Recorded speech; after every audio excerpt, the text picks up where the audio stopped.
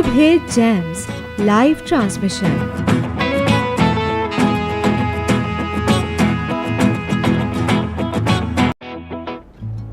अस्सलामुअलैकुम and a very good morning. आप देख रहे हैं जेम्स टीवी की लाइव संडे मॉर्निंग ट्रांसमिशन सुबह जेम्स, और एज अ होस्ट आज मैं आपके साथ हूँ मासूमा जहरा, और मेरे साथ हैं आज आयशा जाहिद। अस्सलामुअलैकुम वरहमतुल्लाहि वबरकातुहू।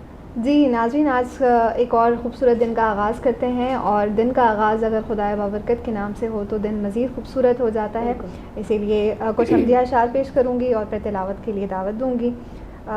शायर कहते हैं कि रोशन तेरे जमाल से ये कायनात है, रोशन तेरे जमाल से ये कायनात है, मरकज़ हरीम हुस्न का एक तेरी ज़ात है, हस्ती तेरी है फ़हमो फ़रासत से मावरा, हस्ती तेरी है फ़हमो फ़रासत से मावरा, एक लफ्ज़ कुन से तेरे हयातो ममात है। इन हमदिया अशार के साथ मैं कमसिन कारी जनाब हाफिज़ मोहम्मद उमर ममनून से मुल्तमिस हूँ कि तिलावत कलाम पाक पेश करें। अऊज़ु बिल्लाहि मिनश शैतानिर रजीम। बिस्मिल्लाहिर रहमानिर रहीम। इन्ना लिल मुत्तक़ीना मफ़ाज़न हदाइक़ व अअनाबा, हदाइक़ व अअनाबा व कवाइब अतराबा,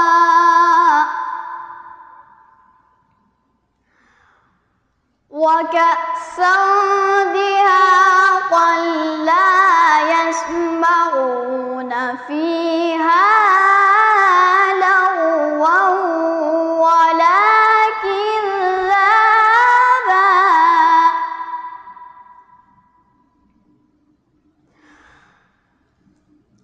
जज़ाअन मिन रब्बिक अताअन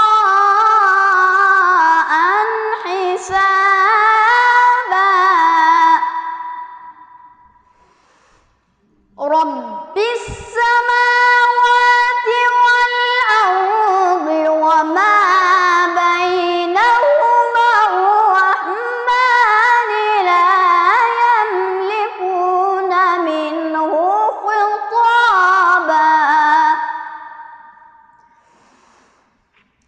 यौमा यक़ूमुर रूहु वल मलाइकतु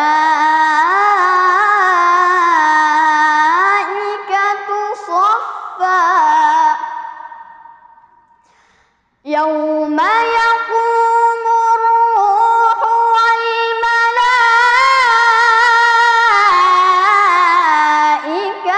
सफ़्फ़न ला यतकल्लमून इल्ला मन अज़िन लहुर्रहमान, इल्ला मन अज़िन लहुर्रहमान व क़ाल सवाबा, सदक़ल्लाहुल अज़ीम।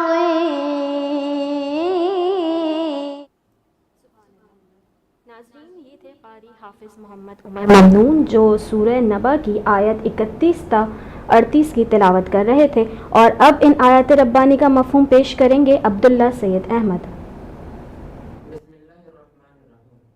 खुदाए रहमान ने इस किताब अज़ीम को इसलिए नाज़िल किया है कि उसने अशिया कायनात और नौई इंसान की नश्व-नुमा की जो ज़िम्मेदारी ले रखी है वो पूरी हो जाए। ये नश्व-नुमा वही की रहनुमाई के बग़ैर मुमकिन नहीं। चूँकि इंसानी दुनिया में खुदा की ज़िम्मेदारियाँ इंसानों के हाथों पूरी होती हैं, इसलिए हमें चाहिए कि हम जिस काम का भी इरादा करें उससे मकसद खुदा के इस प्रोग्राम की तकमील हो।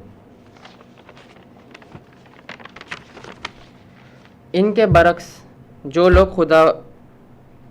लोग क़वानीन खुदाबंदी की निगहदाश्त करते हैं उनके लिए हर किस्म की कामयाबी और कामरानी है। बागात रहने को, अंगूरों जैसे फल खाने को और ख़वातीन तंदुरुस्त व तवाना शर्फ़ व मजद की पैकर उनमें हसद और रक़ाबत के जज्बात नहीं होंगे। वह सब हम मिजाज और महर गुल होंगी। उस माशरे में मियाँ बीवी के ताल्लुकात भी कामिल हम आहंगी और एक गिली के होंगे और हयात बख्श तवानाइयों का पाक और शफ़ाफ लबालब छलकता हुआ प्याला जो भरपूर और पाकीज़ा ज़िंदगी का ज़ामिन होगा। उसमें न कोई बेमायने बात होगी, न गलत और झूठी गुफ्तगू। ये सब तेरे नशवनुमा देने वाले की तरफ से उनके आमाल का नतीजा होगा और उनकी ज़रूरत के लिए काफ़ी। उस नशवनुमा देने वाले की तरफ से जिसने कायनात की हर शय के लिए सामान ज़ीस्त अता कर रखा है। इसके साथ ही वो साहिब इक़्तिदार ऐसा है कि कायनात की किसी शय को इसकी मजाल नहीं कि वो उसके किसी काम में दखल दे सके या उससे बासपुर्स कर सके। उस दौर में यानी ज़हूर नताइज के वक्त उलूहियाती तवानाई जो आलिम अम्र में कार फरमा है और कायनाती क़ुव्वतें जो आलिम खल्क में सरगरम अमल हैं सफ बस्ता खड़ी होंगी ताकि वो इंसानी आमाल के नताइज सामने लाएं और किसी को याराए तकल्लुम ना होगा, बात करने की भी मजाल नहीं होगी बजुज़ उसके जो खुदा रहमान के मुकर्ररा करदा कायदे के मुताबिक दुरुस्त बात कहे। सदक़ल्लाहुल अज़ीम। क्यों ना हो हर मकाम पे चर्चा रसूल का है, क्यों ना हो हर मकाम पे चर्चा रसूल का, सानी कोई हुआ है ना होगा रसूल का।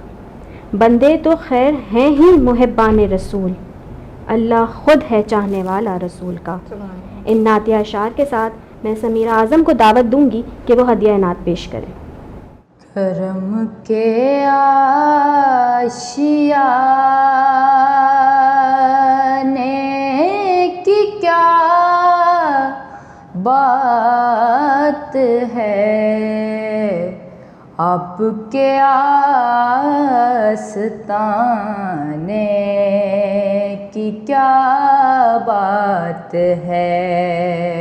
करम के आशियाने की क्या बात है, आपके आस्ताने की क्या बात है।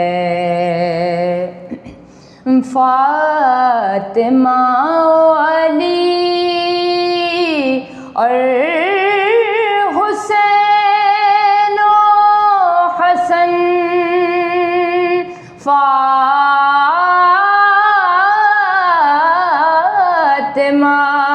अली और हुसैन हसन, पंजतन के घराने की क्या बात है। पंजतन के घराने की क्या बात है, आपके आस्ताने की क्या बात है। और कितने नाना भी हैं और नवासे भी हैं,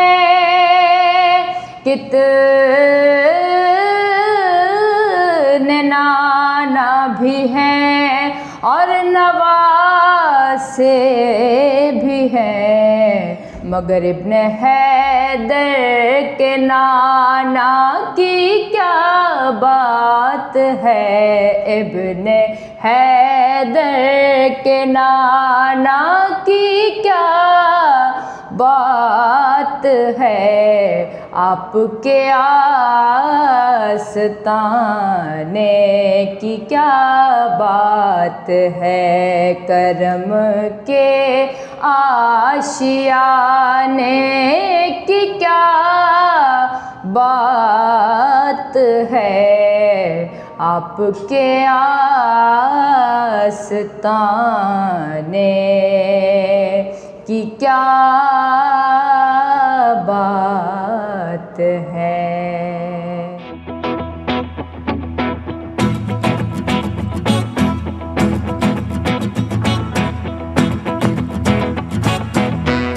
Subhe Gems live transmission.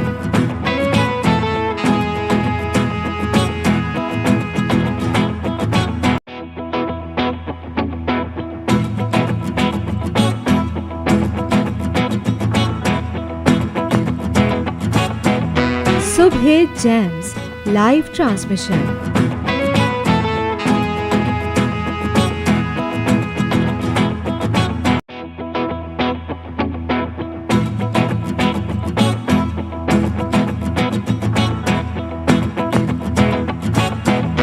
Subhe Gems live transmission.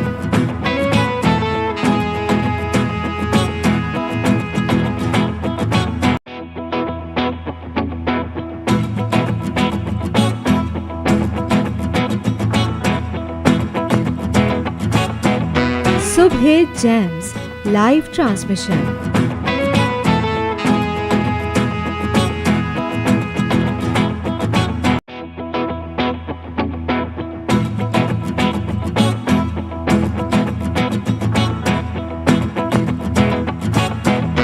Subhe Gems live transmission.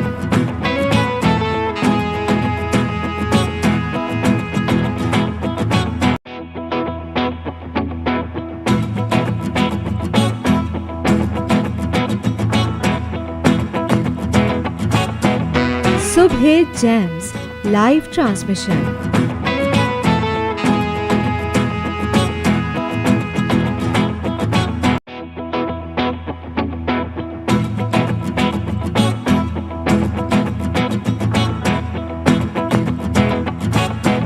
Subhe Gems live transmission.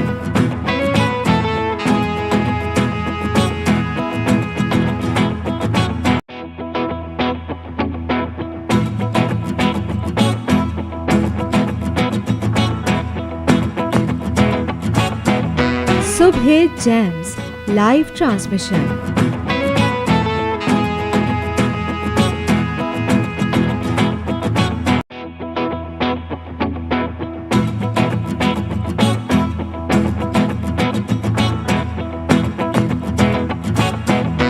Subhe Gems live transmission.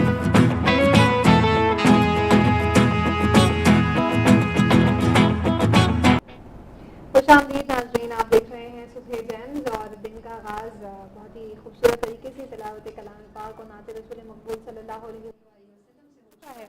और आगे बढ़ते हैं अपनी नशरियात की जानिब। आप जानते हैं हमारी नशरियात का फॉर्मेट के दो मेहमान हमें इस खूबसूरत ट्रांसमिशन में ज्वाइन करते हैं, जो इस ट्रांसमिशन को मज़ीद चार चांद लगाते हैं और उनसे गुफ्तगू होती है मुख्तलिफ टॉपिक्स पर और ख़ास तौर पर उनकी फील्ड से रिलेटेड भी, और वो क्या खदमात सर अंजाम दे रहे हैं माशरे के लिए, उस पर भी बात होती है और कुछ सेगमेंट्स भी आप हमारी ट्रांसमिशन में देखते हैं। और बढ़ते हैं आगे और आपकी मुलाकात करवाते हैं हमारी मेहमान शख्सियात से।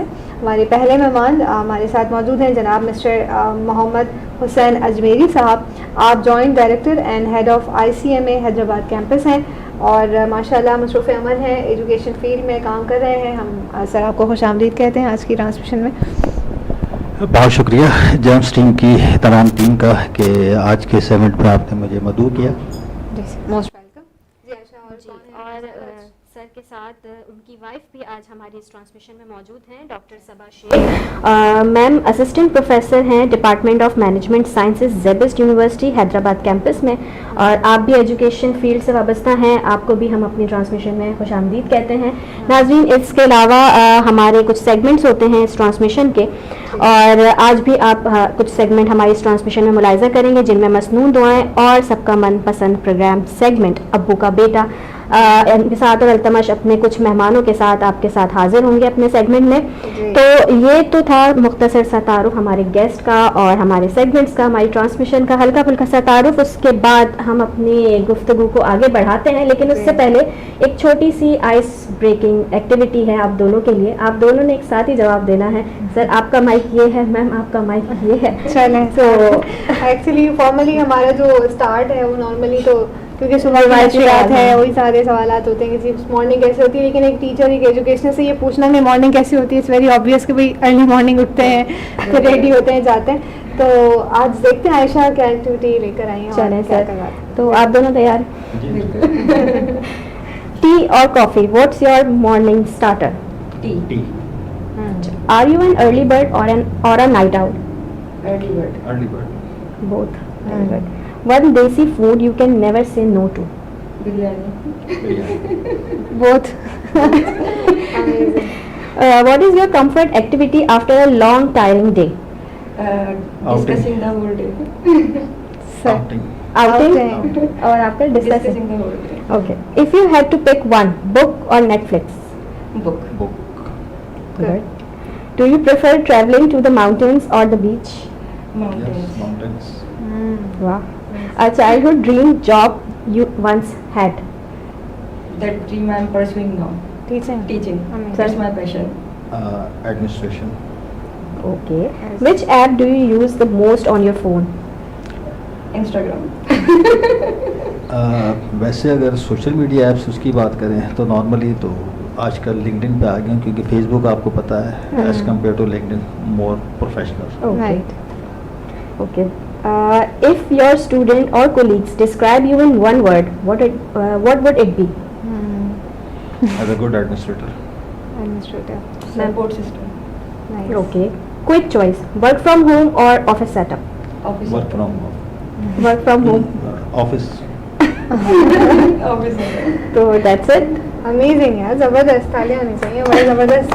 और तकरीबन आंसर जो है वो आप सेम Same थे, हाँ. हाँ, लेकिन ये जो वर्क फ्रॉम होम वाला सेटअप है ये स्पेशली कोविड में हम सब ने फेस किया था और उसके बाद हमने कहा नहीं दोबारा मेरा इस नहीं मामले में जो तजर्बा रहा ना हाँ. Work from home during covid hmm, वो ज़्यादा तकलीफ देता था, सही. क्योंकि हम जिस प्रोफेशन से वाबस्ता हैं यानी कि हमारे यहाँ भी तालीम जो है बेसिकली एक एकेडमिक क्वालिफिकेशन है, एक प्रोफेशनल क्वालिफिकेशन है. एकेडमिक में तो आपने सबने ये एक्सपीरियंस किया होगा कि यूनिवर्सिटीज़ को ताले लग गए थे, कॉलेजेस बंद हो चुके थे, लेकिन आपको शायद सुन के हैरानगी होगी कि प्रोफेशनल एजुकेशन में हमारा वर्क लोड रेगुलर के मुकाबले में 3 गुना बढ़ गया था. अच्छा. ठीक, क्योंकि मुझे आज भी याद है वो दिन, और यही ऑटो बांध के होते थे तो हमारी टॉप मैनेजमेंट ने डिसाइड किया कि जी कोविड का सिनेरियो है. अब राइट नाउ हमारे पास 2 ऑप्शन है. एक, या तो हम भी ताले डालें, अपनी अपनी छुट्टियां अवेल करें. सेकंड, आपके पास ऑप्शन है कि आप जो है जैसा है कि बुनियाद पे हमारे साथ स्टैंड करें. हमने कहा जी उसके अंदर क्या हो सकता है. सबको पहली फुर्सत में तो यही लगा कि जी बेहतर है छुट्टियाँ लेते हैं, अपनी फैमिली के साथ एंजॉय करते हैं. छुट्टियाँ कितनी कर लेंगे आप, 2, 4, 5, 8, 10 दिन. तो दैन फिर हमारी मैनेजमेंट डिसाइड किया एक कॉमन चीज़ है, आप सब माशाल्लाह एजुकेशन डोमेन के हैं, CBS examination, computer based examination जो होते हैं कैमरे सिस्टम में उसमें. तो अल्हम्दुलिल्लाह ICMA का जो एग्जामिनेशन सिस्टम है कोविड के अंदर, वैसे तो हमारे यहाँ मोड ऑफ एग्जामिनेशन 2 तरह के होते थे. एक हमारे यहाँ होता था रिटन एग्जामिनेशन, सब फेमिलर है. दूसरा जो इंटरनेशनल स्टैंडर्ड्स के मुताबिक कंप्यूटर बेस्ड एग्जामिनेशन होते हैं जिसको हम कंप्यूटर बेस्ड एग्जामिनेशन CBS कहते हैं. देन उसका स्टार्ट हम लोगों ने कोविड से लिया, और उसके अंदर मुझे आज भी वो दिन याद है कि नॉर्मल रूटीन में हमारे जो वर्किंग आवर्स होते हैं 8 होते हैं. उसके अंदर मैंने अल्हम्दुलिल्लाह 14, 18 घंटे काम किया. ठीक, सीखने को बहुत कुछ मिला. किसी के वहमो गुमान में नहीं था कि आप एक फ़ोन उठाओगे और आपकी नीड की ज़रूरियात ज़िंदगी की चीज़ आपके दरवाजे पे बंदा थैला लेके खड़ा होगा. ऐसा ही. लेकिन कोविड ने ये सिनारियो किया, और राइट नाउ आप देखें आपके सामने है कि अब इतनी चीज़ें हो चुकी हैं कॉमन हो गया कि हम कॉमन है ना, अब तो कोई बात ही नहीं है, और Online ये system तो मज़ीद आगे जा रहा है. इस ऐसा ही चीज़ है, से. ऐसा तो ही. इस तरीके से सारी ज़बरदस्त. बिज़नेस स्टडीज़ और मैनेजमेंट सब्जेक्ट्स आप दोनों ही पढ़ा रहे हैं. आप तो बिज़नेस स्टडीज़ ही पर्टिकुलरली पढ़ा रही हैं. मैम से भी मैं पूछना चाहूँगी, ma'am how do you think that Covid से स्टार्ट हुआ, इसलिए मेरा सवाल ये आया जहन में कि बिज़नेस इवॉल्व हुआ कोविड के टाइम पे. ये जैसे सर ने ऑनलाइन का बात की, तो मैं हमने बहुत सारे नए बिज़नेस, नए स्टार्टअप्स भी खुलते हुए देखे हैं. एंटरप्रेन्योरशिप बहुत ज़्यादा आम हुई, बहुत लोग नए लोग और ऑनलाइन प्लेटफॉर्म्स पे ज़्यादा है. तो how do you see it, कितना और कितने हद तक कामयाब रहे? कोविड से पहले असल में ऑनलाइन बिजनेसेस ये ज़रूर, लेकिन लोगों की फैमिलियरिटी उसके बारे में इतनी ज़्यादा नहीं थी. लोगों को लगता नहीं था कि इसमें हमारे पास ऑडियंस हो सकती है, कस्टमर्स हमारे बिल्ड हो सकते हैं. तो कोविड सिनारियो वो इटसेल्फ एक ऐसा हमारे पास एक सिनारियो क्रिएट हो गया था जिसमें लोगों को ये था कि हाँ अब ये तो बेयर करना ही करना है. तो उस वक्त लोगों ने सोचा कि अब क्या आइडियाज़ हो सकते हैं, अब क्या नई चीज़ें हो सकती हैं, क्योंकि देखें सर्वाइव करना है, आपने नए नए बिजनेसेस तो करने हैं क्योंकि आपने अर्न करना है. तो उस वक्त बहुत सारी नई नई चीज़ें आई, तो जो लोगों के माइंड में आइडियाज़ थे वो काफ़ी फ्लॉरिश होकर सामने आए. और जो एक ये कहना चाहिए ना कि हमारे पास एक थोड़ी सी हिच थी ना कि हम ऑनलाइन प्लेटफॉर्म्स को यूज़ नहीं कर सकते, या जूम ने बहुत सारे लोगों ने उस वक्त रेजिस्ट किया कि हम जूम पे नहीं ले सकते, हम क्लासेस नहीं ले सकते। एंड मुझे अभी भी याद है कि जब हमने स्टार्टिंग में 2020 के अंदर जब हमें शिफ्ट किया गया ऑनलाइन क्लासेस की वक्त पे, तो उस वक्त मेरे पास क्वांटिटेटिव सब्जेक्ट था and it was so much struggle to teach quantitative subject at that covid time, क्योंकि आप खुद जूम के ऊपर स्टूडेंट्स को समझाना, वो भी क्वांटिटेटिव सब्जेक्ट्स, वो बहुत बड़ा स्ट्रगलिंग फैक्टर था, क्योंकि बाज़ औक़ात उसी वक्त ही ऑन स्पॉट आपने सॉल्व करने थे क्वेश्चन, स्टूडेंट्स की अंडरस्टैंडिंग देखनी थी, कौन स्टूडेंट्स आपके साथ इंगेज्ड हैं या नहीं है, या सिर्फ जो है वो जूम ओपन करके वो बैठे हैं। ये सारी चीज़ें इंगेज करना ना उस वक्त सीखी बेसिकली। तो स्टूडेंट्स को भी उस वक्त लगा कि हाँ, हम लोगों के पास बहुत सारे ऑप्शंस हैं, और बिजनेस स्टूडेंट्स को देखें इस तरह डेवलप किया जाता है कि वो नए नए आइडियाज फ्लॉरिश कर सकें। बेसिकली बिजनेस स्टडीज आपको बिजनेस करना नहीं सिखाती, वो आपको ये सिखाती है कि आप अपने आइडियाज कैसे, अपना इनपुट कैसे दे सकते हैं, दूसरा उसको आप एग्जीक्यूट कैसे कर सकते हैं। राइट। तो बहुत सारे स्टूडेंट्स ने उस वक्त जो है, और अभी भी स्टिल ऐसा है कि स्टूडेंट्स के पास ना फ्रीलांसिंग और ये इतने प्लेटफॉर्म्स हैं कि स्टूडेंट्स बाज़ वक़्त हमें आके बता रहे होते हैं कि this is the new platform, और अब हम ये काम करने वाले हैं, और अब हम ये करने वाले हैं। तो वो जो आइडियाज़, वो जो टाइम था, वो डिस्ट्रक्टिव ज़रूर था, लेकिन ये बहुत ज़्यादा कंस्ट्रक्टिव भी रहा अगर बिजनेस पॉइंट ऑफ व्यू से मैं देखूँ तो। तो बहुत सारे हमने स्टार्टअप्स भी देखे, बहुत सारी चीज़ें देखी, और उसके बाद ना एक ट्रस्ट बिल्डअप हो गया स्टूडेंट्स के अंदर कि हाँ, हम भी ये तकरीबन ये बिजनेसेस कर सकते हैं, या ईजी है हमारे लिए करना। और लोगों को अब एक देखें, मैं अगर पर्सनली अगर मैं कहूँ तो मैं खुद स्विच हो गई हूँ फिजिकल बाइंग से मैं ऑनलाइन बाइंग पर या ऑनलाइन शॉपिंग के ऊपर, जो शायद पहले हम सोचते थे कि नहीं क्वालिटी ठीक नहीं होगी और ये नहीं है, हमें खुद जाकर लेना है ये। तो उसके बाद से ये उस सिनारियो ने डेफिनेटली हमें कंपेल किया उस तरफ, और अब हम उसके आदी हो गए। ऐसा ही, बिल्कुल ऐसे, सही बात है। और कोविड ने हमें एक टाइम भी दिया ना घर पर बैठ के ये सोचने का कि क्या पोटेंशियल है, हम क्या क्या कर सकते हैं। ऐसा ही है। एक और इसी फील्ड से रिलेटेड क्वेश्चन है, अभी हमारे पास एडमिशन्स आ रहे हैं क्योंकि हम कैम्ब्रिज लेवल पे, छोटे लेवल पे बच्चों को डील करते हैं, वो लेवल्स, ए लेवल्स पे। तो बिज़नेस का जो हमारा सेक्शन बना वो इतना बड़ा बना, 50+ स्टूडेंट्स, और फिर उसको 3 हिस्सों में हमें डिवाइड करना पड़ा। बिज़नेस से बच्चा बहुत ज़्यादा आ रहा है। इसकी वजह जो हमारे टाइम पे पहले हम समझते थे वो ये होती थी, मेडिकल सब्जेक्ट्स मुश्किल होते हैं, इंजीनियरिंग सब्जेक्ट्स मुश्किल होते हैं, तो अपार्ट फ्रॉम दैट बच्चा ज़्यादातर बिजनेस की तरफ आ जाता है, कुछ ना कुछ MBA वगैरह करके तो चलो कुछ कर ही लेंगे। तो how do you see it now a days? बच्चे बाय चॉइस आ रहे हैं सब्जेक्ट की तरफ, बिजनेस फील्ड को खुद ऑप्ट करें? डिफरेंट जो है ना हमारे पास रीजंस होते हैं। एक रीज़न तो ये है कि हमने जॉब करनी है। तो पास्ट में जो हमारे पास सिनारियो देखा गया उसमें यही था कि हमने MBA करना और उसके बाद हमने जॉब करनी है, ये सिनारियो था। बट आज जो मैं माइंडसेट देख रही हूँ ना बच्चों का, वो क्या है, हमने अपना बिजनेस एस्टैब्लिश किया। मेजॉरिटी बच्चों का जो आइडिया है कि हमने ड्यूरिंग दैट जो BBA है या हम मास्टर्स कर रहे हैं, उस ड्यूरेशन के अंदर हमने उसको बेसिक जो है ना वो अपना आइडिया बेसिकली जो है वो इम्प्लीमेंट कर देना है, और उसको देखना है कि वो कितना काम कर सकता है या नहीं कर सकता, और फिर उसके बाद आफ्टर MBA या BBA जो है लार्जर स्केल के ऊपर लेके जाना है। तो ये जॉब से जो है ना बिजनेस साइड के ऊपर जो है वो बहुत ज़्यादा शिफ्ट हुआ है, जो कि हमने देखा और जो बहुत ज़्यादा पॉजिटिव भी है, क्योंकि ये आपको सेल्फ सफिशिएंट बनाता है कि आपका अपना सेल्फ बिजनेस है, बेशक छोटे लेवल पर हो। इसलिए मेरे पास काफ़ी सारे स्टूडेंट्स हैं जो अभी भी अपना बिजनेस रन कर रही हैं at the smaller scales, and वो अपने एक्सपेंसेस खुद बेयर करते हैं, उनको पता है कैसे क्लाइंट डील करते हैं। ये सारी चीज़ें जो वो पढ़ रहे हैं वो एक्चुअली वो फिजिकली अपनी लाइफ के अंदर इम्प्लीमेंट भी कर रहे होते हैं। बहुत अच्छा। सर आइडियाज़ तो जहन में बहुत सारे होते हैं, बच्चे के जहन में बहुत सारे। मैं काउंसलिंग पर ख़ास तौर पर एक्चुअली आपसे सवाल करना चाह रही हूँ, तो वो किस तरह? क्या है कि सबसे एक चीज़ जो बुनियादी है, हैदराबाद अल्हम्दुलिल्लाह अब हम कह सकते हैं कि वक्त के साथ साथ जो है ना डेवलप हो रहा है। और जहाँ तक काउंसलिंग की बात है, काउंसलिंग का फुकदान था, है, और मैं समझता हूँ रहेगा। इसकी वजह ये कि देखें, हमने जिस एज में, यानी कि जिस दौर में हमने एजुकेशन के बारे में सोचा, तो हमें उस वक्त कोई गाइड करने वाला नहीं था। हमें नहीं पता था, हमें सिर्फ अपने इर्द गिर्द के जो माहौल में जो अवेलेबिलिटी थी कि जी गवर्नमेंट कॉलेज में बीकॉम हो रहा है, बीकॉम कर लो। अगर स्कूल लेवल पे गए तो जी हैदराबाद का आपको पता है उस दौर के अंदर चंद नाम होते थे, जिसके अंदर गवर्नमेंट सतह पे अल्लामा इकबाल को एक ट्रेंड माना जाता था। इसी तरीके से अल-फलाह हाई स्कूल आप मेजॉरिटी देखेंगे तो प्रोफेसर मुश्ताक अहमद खान साहब के नालायक शागिर्दों में हम कहते हैं अपने आप को। तो चंद प्लेटफॉर्म होते थे, और काउंसलिंग के हवाले से, मेंटरशिप के हवाले से ये चीज़ें इतनी कॉमन नहीं थी। लेकिन वक्त के साथ साथ क्या हुआ कि चीज़ें बदली।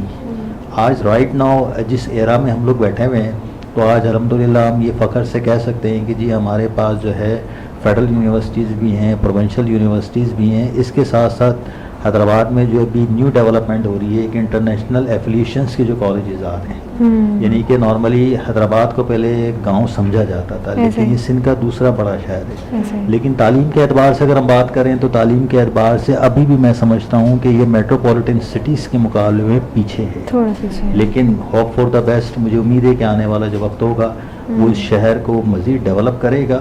और जहाँ तक काउंसलिंग की बात है, काउंसलिंग का पहले तो रुझान नहीं था, लेकिन अब थोड़ा थोड़ा दिखने में आया है। जिस तरीके से आपको याद होगा कि हैदराबाद में जॉब फेयर्स, एजुकेशन एक्सपोज, ये सालाना, ये समझ लें ईद की नमाज की तरह एक आध इवेंट हो जाया करता था।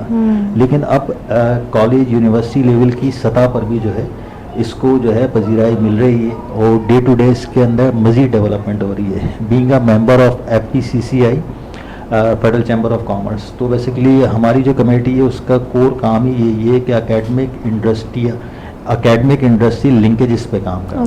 अच्छा, मेन जो इस वक्त प्रॉब्लम है मार्केट का, वो प्रॉब्लम ये कि इंडस्ट्री की जो नीड है, इंडस्ट्री की जो डिमांड है, उसके मुताबिक अकेडमिया से वो प्रोडक्ट सप्लाई नहीं हो पा रहे। अब जब सप्लाई नहीं हो रही, इंडस्ट्री के काम के नहीं है, तो वो फिर बेरोजगारी की सूरत में घूम रही है। तो ये एक प्रॉब्लम है सबसे बड़ा। अच्छा, दूसरा क्या है कि वक्त के साथ साथ पहले क्या होता था कि आपने PMDC से आप लोग फेमिलियर थे कि जी मेडिकल की एजुकेशन है तो वो PMDC से रिकग्नाइज होना ज़रूरी है। इसी तरीके से भी जितनी भी एजुकेशन हैं, चाहे आपकी बिजनेस हो तो वह NBAC के अंडर आ गई है। NBAC stands for national business and accreditation council. तो इस तरीके से अभी जो पॉलिसी है वो यूनिफॉर्म पॉलिसी है। पहले किसी दौर में 2 साल का BBA होता था, अब आपने देखा कि वो चेंज हुआ। अब चेंज क्यों हुआ? चेंज इसलिए हुआ है कि अब यूनिफॉर्म एजुकेशन सिस्टम है हमारे यहाँ। आपने BBA नमल हैदराबाद से करना है, जैबिस हैदराबाद से करना है, नमल इस्लामाबाद से करना है, कायदे अवाम से करना है, 4 इयर्स का ही होगा। यानी यूनिफॉर्म पॉलिसी चल रही है नेशन वाइड। इसी तरीके से इंजीनियरिंग यूनिवर्सिटीज़ है, नेशन वाइड चल रही है। PEC के, पाकिस्तान इंजीनियरिंग काउंसिल से रजिस्टर्ड कोर्सेज हैं। इसी तरीके से एक डोमेन हमारे पास होता है प्रोफेशनल एजुकेशन का। अब प्रोफेशनल एजुकेशन में क्या है कि लोग असल में डॉक्टर्स और इंजीनियर्स के भंवर से अब तक निकल नहीं पा रहे। लेकिन अब अल्हम्दुलिल्लाह हम ये कह सकते हैं कि वक्त के साथ साथ जो है लोग प्रोफेशनल एजुकेशन की तरफ भी आ रहे हैं। अच्छा, प्रोफेशनल एजुकेशन जो होती है वो एकेडमिक के मुकाबले में थोड़ा सा अप होती है। इसकी वजह ये कि हम एकेडमिक को खुदा ना खास्ता बुरा नहीं कह रहे। देखिए, होता क्या है कि 2 तरह की क्वालिफिकेशन होती है ना, एक एकेडमिक, एक प्रोफेशनल। एकेडमिक के अंदर कुछ बाउंड्रीज होती है ना, कि फॉर एग्जांपल जी आपने किसी 4 इयर्स के प्रोग्राम में एडमिशन लिया, अनटिल और अनलेस जब तक आपकी डिग्री कंप्लीट ना हो, ना आप जॉब कर सकते हैं, ना आप फर्दर एजुकेशन कर सकते हैं। ठीक। लेकिन प्रोफेशनल के अंदर एडवांटेज जो होता है, प्रोफेशनल के अंदर एडवांटेज ये होता है, सबसे पहली चीज़ तो इसमें फ्लेक्सिबिलिटी बड़ी होती है। अगर इसकी रिकग्निशन पाकिस्तानी सतह पे हम देखें तो ये हायर एजुकेशन कमीशन, यानी अगर ICMA की मैं बात करूँ या ICAP की बात करूँ या ACCA की बात करूँ या अकाउंट्स और फाइनेंस की डिफरेंट जो पोजीशंस होती हैं जिसको हम ड्रीम जॉब्स कहते हैं, किसी भी ऑर्गेनाइजेशन का CEO, CFO, कंपनी सेक्रेटरी, इस टाइप की जितनी ड्रीम जॉब्स अगर आप करना चाहते हैं तो आपको यकीनन किसी ना किसी प्रोफेशनल अकाउंटिंग बॉडी से जुड़ना पड़ता है, बेशक आप अकेडमिकली PhD क्यों ना हो। ठीक। अब राइट नाउ अगर प्रोफेशनल क्वालिफिकेशन की अगर हम हैदराबाद में बात करें तो हैदराबाद में आपके पास CMA के लिए ICMA का ऑप्शन मौजूद है, CA के लिए ICAP का ऑप्शन मौजूद है, ACC के लिए अल्हम्दुलिल्लाह अकेडमी का ऑप्शन मौजूद है। अब ICA में बेसिकली प्रोफेशनल क्वालिफिकेशन जो ऑफर करता है CMA chartered management accountancy program. इसकी अगर रिकग्निशन की बात करें पाकिस्तानी सतह पे तो ये हायर एजुकेशन कमीशन से रजिस्टर्ड है, इक्विवेलेंट टू मास्टर्स। फिर इसकी ग्लोबल रिकग्निशन है, आप वर्ल्ड वाइड देखेंगे तो IFAC, कापा, साफा, ये 3 इंटरनेशनल ऑर्गेनाइजेशन होती हैं जो कि अकाउंट्स और फाइनेंस के प्रोफेशन को ना सिर्फ पाकिस्तान पूरी दुनिया में तस्लीम करती हैं। अच्छा, प्रोफेशनल के अंदर क्या होता है, फ्लेक्सिबिलिटी बड़ी होती है कि जी आपने इंटर की बेस पर एडमिशन लिया, आपने सिर्फ और सिर्फ 12 कोर्सेज किया, पार्ट क्वालिफाइड हो जाते हैं विदिन 2 इयर्स, और 2 इयर्स की बेस पे आप जॉब मार्केट में इनिशियल जॉब के लिए तैयार होते हैं। अच्छा, पाकिस्तान में जितनी भी एकेडमिक यूनिवर्सिटीज़ हैं अब तो थोड़ा बहुत काम होना शुरू हुआ है। JPIL stands for job placement and industry linkages. लेकिन यूनिवर्सिटी से बच्चा डिग्री लेता है, डिग्री के बाद वो बेरोजगार है, भूखा मर रहा है, ना यूनिवर्सिटी से रब्ता करती है ना बच्चा उससे रब्ता करता है। ठीक। लेकिन प्रोफेशनल के अंदर ऐसा नहीं होता। प्रोफेशनल के अंदर हमारे यहाँ स्पेशली जो हैं 2 डिपार्टमेंट जिनका बड़ा अहम किरदार होता है, एक JPIL job placement and industry linkages, दूसरा CRC। कॉर्पोरेट रिलेशन डिपार्टमेंट है। इन दोनों का जो कम्बिनेशन होता है वो कम्बिनेशन ये होता है कि एडमिशन से लेके एजुकेशन तक, एजुकेशन से लेके जॉब तक, जॉब से लेके प्रोफेशनल डेवलपमेंट तक, यानी कि ये हर सतह पे बाहैसियत बच्चा भी आपको अपडेट करता है, बाहैसियत क्वालिफाइड भी आपको जो है मजीद अपडेट करता है, बाहैसियत मेंबर भी आपको करता है। अच्छा। यानी कि with in 2 years initial job पे आप आ जाते हैं, 4 ईयर्स कंप्लीट करने के बाद आप उससे अच्छी जॉब पे आ जाते हैं। तो इसी तरीके से जॉब मार्केट की बात करें तो जॉब मार्केट एकेडमिक की बनस्बत प्रोफेशनल की ज़्यादा होती है। तो इस तरीके से ये सारी चीज़ें ज़बरदस्त ज़बरदस्त, बहुत अच्छे से सर ने पूरे एक सिस्टम को एक्सप्लेन किया। और ये जो लास्ट में आपने जिन 2 डिपार्टमेंट्स के नाम लिए हैं, इनके बारे में स्टूडेंट्स को अर्ली ईयर्स में बताया जाता है या फिर ये एडमिशन के साथ ही कनेक्ट हो जाते हैं इन डिपार्टमेंट्स? देखिए होता क्या है कि प्रोफेशनल क्वालिफिकेशन जितनी भी हैं, ठीक, अब अगर मैं पर्टिकुलरली आईसीएमई की बात करूं तो आईसीएमई के अंदर जब बच्चा एडमिशन लेता है, अच्छा पहली चीज़ तो वो जब एडमिशन लेने आता है तो वो पूरा होमवर्क करके आता है, ठीक, क्योंकि एक मिथ भी है मार्केट के अंदर कि जी प्रोफेशनल क्वालिफिकेशन में इनकमिंग या आउटगोइंग नहीं है। अच्छा। कि ये पता नहीं आलिम फाजिल लोग कर सकते हैं यानी आम हाँ, बच्चा नहीं कर ये भी सकता। ये तो बहुत ही नहीं, मुश्किल ऐसा लगता कुछ है। भी नहीं, ये सिर्फ और सिर्फ डराया गया है ना बच्चों को, अच्छा। कुछ भी नहीं है। देखिए आप किसी भी प्रोडक्ट का रिव्यू जब तक नहीं दे सकते जब तक आपने इस्तेमाल ना किया, एग्जैक्टली, ठीक। अच्छा प्रोफेशनल क्वालिफिकेशन में जितनी फ्लेक्सिबिलिटी है आप सोच नहीं सकती। आप किसी भी यूनिवर्सिटी में एडमिशन लें, आपका अगर दूसरा सेमेस्टर चल रहा है, आप कहें कि जी ये 6 सब्जेक्ट हैं, 6 में से 2 सब्जेक्ट में अभी कर लूँ, 2 बाद में कर लूँ, आपको ये कानून इजाज़त ही नहीं देता।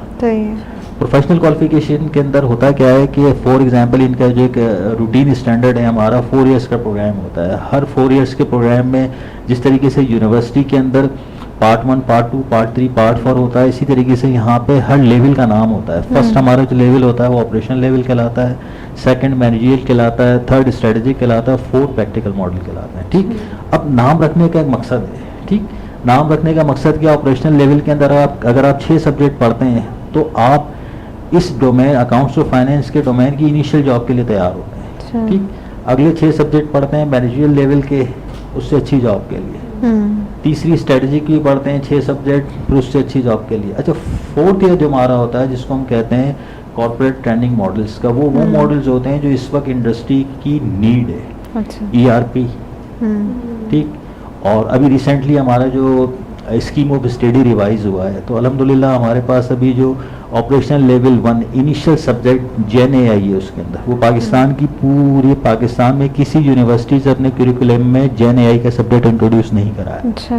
तो ये फर्स्ट बैच हमारा अभी जो हम लोग अक्टूबर में क्लासेस स्टार्ट कर रहे हैं और ये फेब के टाइम में बैठेगा और इसकी जो सर्टिफिकेशन वगैरह होगी ICME ही करेगा with the collaboration of ICMA digital world from London. हाँ ज़बरदस्त, बहुत अच्छा है, बहुत अच्छी चीज़ है।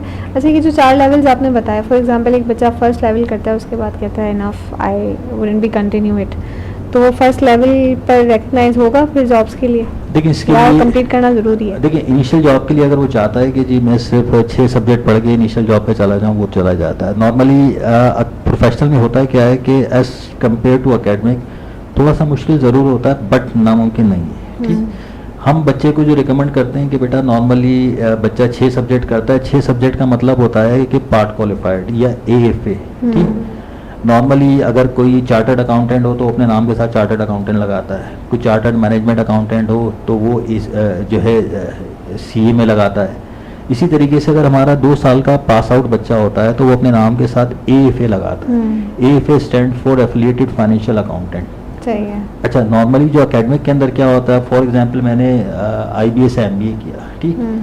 तो MBA करने के बाद मैं आज जब मेरा 20 साल का एक्सपीरियंस हो गया मैं तब भी MBA ही हूँ, ठीक। मुझे जो एज हासिल है वो सिर्फ सीनियरिटी का है, ठीक, इसके अलावा नहीं। प्रोफेशनल के अंदर क्या होता है कि प्रोफेशनल क्वालिफिकेशन को जब आप ज्वाइन करते हैं, सपोज आपने CMA ICMA के अंदर CMA प्रोग्राम में एडमिशन लिया तो अगर आप 2 इयर्स कंप्लीट करते हैं तो आप AFA हो जाते हैं, एफिलिएटेड फाइनेंशियल अकाउंटेंट, ठीक। आप 4 इयर्स कंप्लीट करते हैं देन आप CMA क्वालिफाइड हो जाते हैं, चार्टर्ड मैनेजमेंट अकाउंटेंट, ठीक।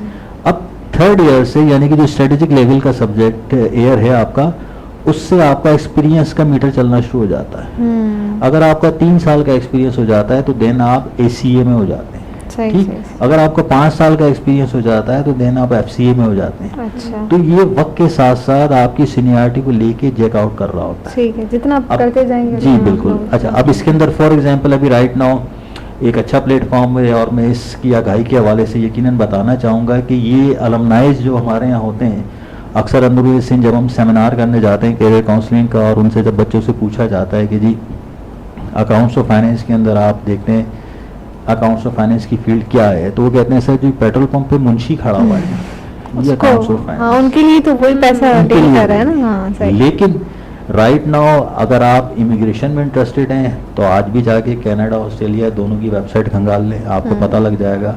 Highly demandable jobs and highly paid, Right. ठीक जी, अकाउंट्स एंड फाइनेंस। बराबर। राइट नाउ अगर मैं हैदराबाद की बात करूं तो इस वक्त भी समझ लें कि सिंध की जितनी भी जामियात हैं 90% हम्म, जो डायरेक्टर फाइनेंस की पोजीशन पे लोग बैठे हैं वो प्रोफेशनल अकाउंटिंग बॉडीज के मेंबर हैं। क्या बात। आप CEO हेस्को फैजुल्ला डेयरी साहब, ये भी प्रोफेशनल अकाउंटिंग बॉडी के मेंबर हैं। सही सही। इसी तरीके से आप बॉलीवुड आपने सुना होगा यकीन, वहाँ के कंपनी सेक्रेटरी वो भी ICA में क्वालिफाइड है। सही।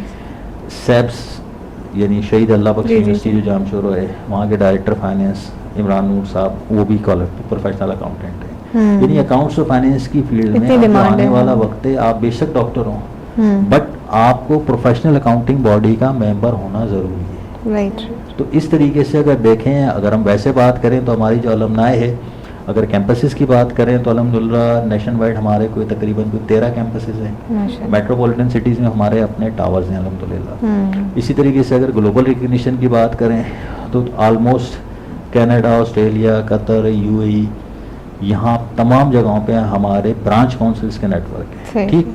अच्छा, सबसे बड़ा जो एडवांटेज रहता है, अक्सर आपने देखा होगा कि डिफरेंट अलमनाइज के प्लेटफॉर्म होते हैं, तो इसके लिए हमारे यहाँ बाकायदा एक मेंबर्स का डिपार्टमेंट होता है, तो वो कंटिन्यूसली मेंबर्स से राब्ते में रहता है प्रोफेशनल डेवलपमेंट के हवाले से।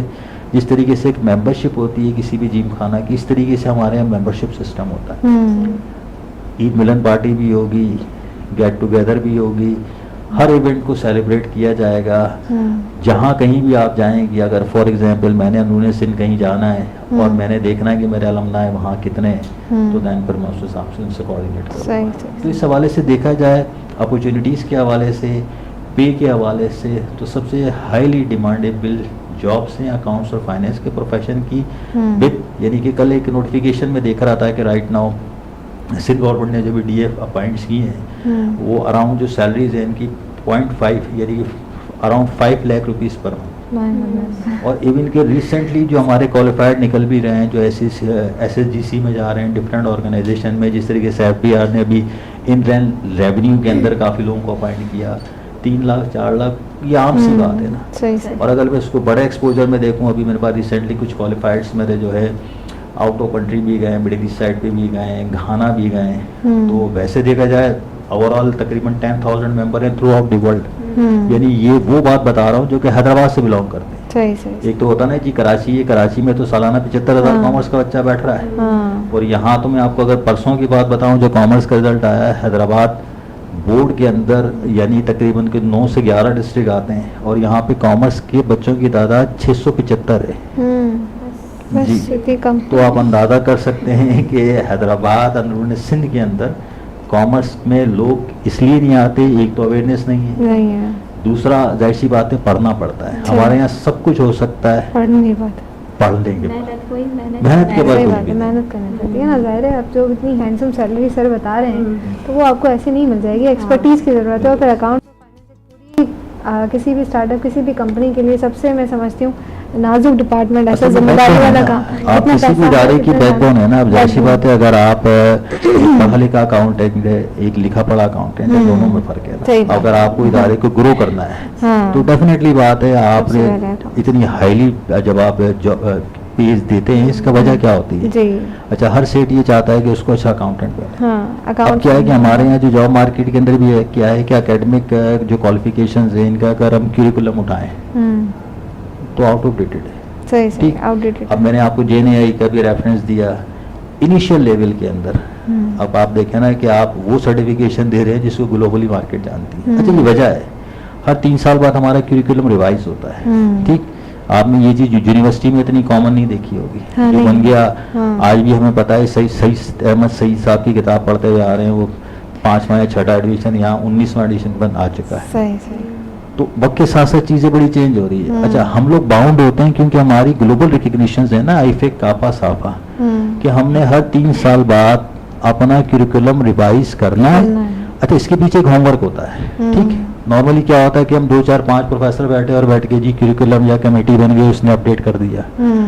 अभी जो क्यूरिकुलम हमारा अपडेट हुआ है, यानी कि 2025 का, आपको सुन के हैरानगी होगी कि तकरीबन 450 फीडबैक की बेस पे हुआ है, जिसके अंदर industry, academia, professional market, national international both, कि जी आप एज ए इंडस्ट्री के अंदर हैं, आप क्या चाहते हैं अकाउंटेंट में, क्या देखना चाहते हैं आपने कहा जी मुझे जर्नल लेजर की एंट्री की देखनी है, लेकिन मेरे पास तो सैप का सॉफ्टवेयर लगा हुआ है, वो भी उसमें होना चाहिए। तो वो प्रैक्टिकल मॉडल का डिमांड क्या है एक्चुअली, वो देखकर फिर करेंगे according to the market demand. हर 3 साल बाद। अच्छा, फिर इसको क्योंकि हम पाकिस्तान लेवल पे काम नहीं कर रहे, हम ग्लोबली काम कर रहे हैं। हमने बच्चे को जो निकालना है according to the global market निकालना है, वो जहाँ भी जाए फिट हो जाए ना, जहाँ भी पाकिस्तान जाए। के नहीं। अच्छा, प्रोफेशनल में एक और चीज बात से बात निकली। देखिए, होता क्या है कि प्रोफेशनल के अंदर एक जो सबसे अच्छी चीज होती है, लफ्ज होता है एग्जेम्पशंस। अब फॉर एग्जांपल, अगर कोई इंटरमीडिएट का बच्चा है, सीए में ज्वाइन करना चाहता है, तो 4 इयर्स का प्रोग्राम है। अगर कोई बिजनेस ग्रेजुएट आ जाता है, बीबीए आ जाता है, एमबीए आ जाता है, देन वो फिर उस बेस पे ज्वाइन करता है, यानी सेकंड लेवल से। तो एग्जाम्पशन जो सिमिलर कोर्सेज आपने पढ़े हैं अपने कैरियर में, वो एग्जाम्प्ट हो जाते हैं, रिमेनिंग पढ़ना पड़ता है।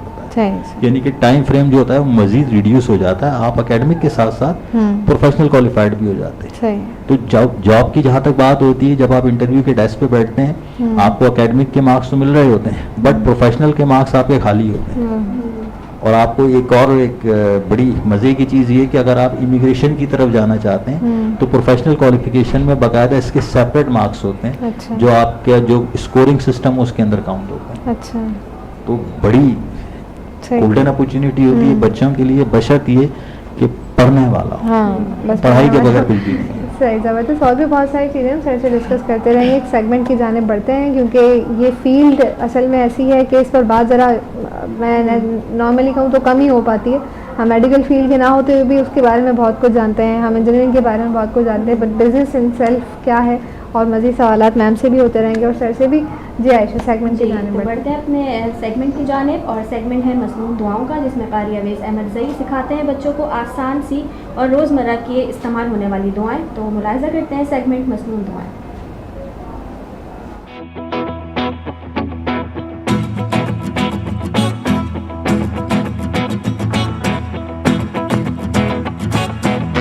Subhe Gems live transmission.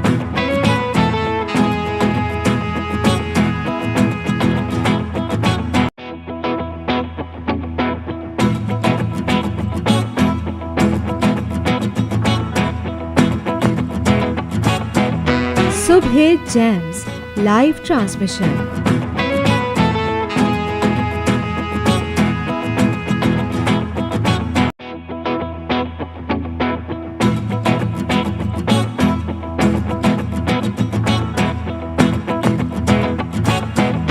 Subhe Gems live transmission.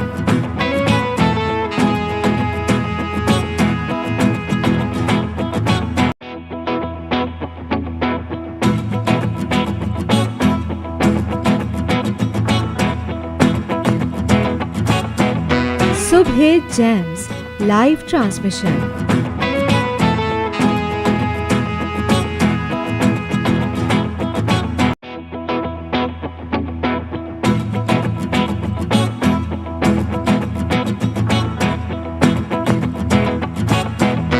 Subhe Gems live transmission.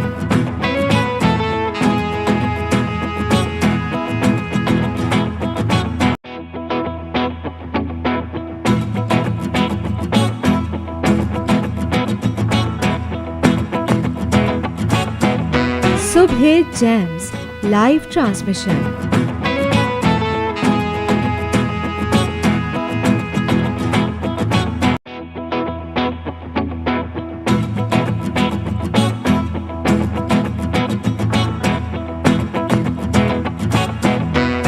Subhe Gems live transmission.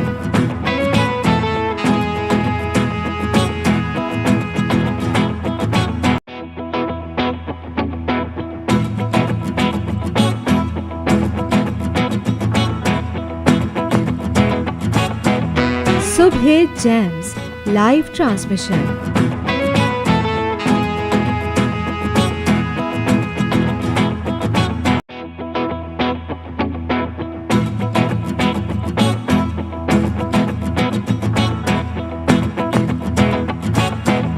Subhe Gems live transmission.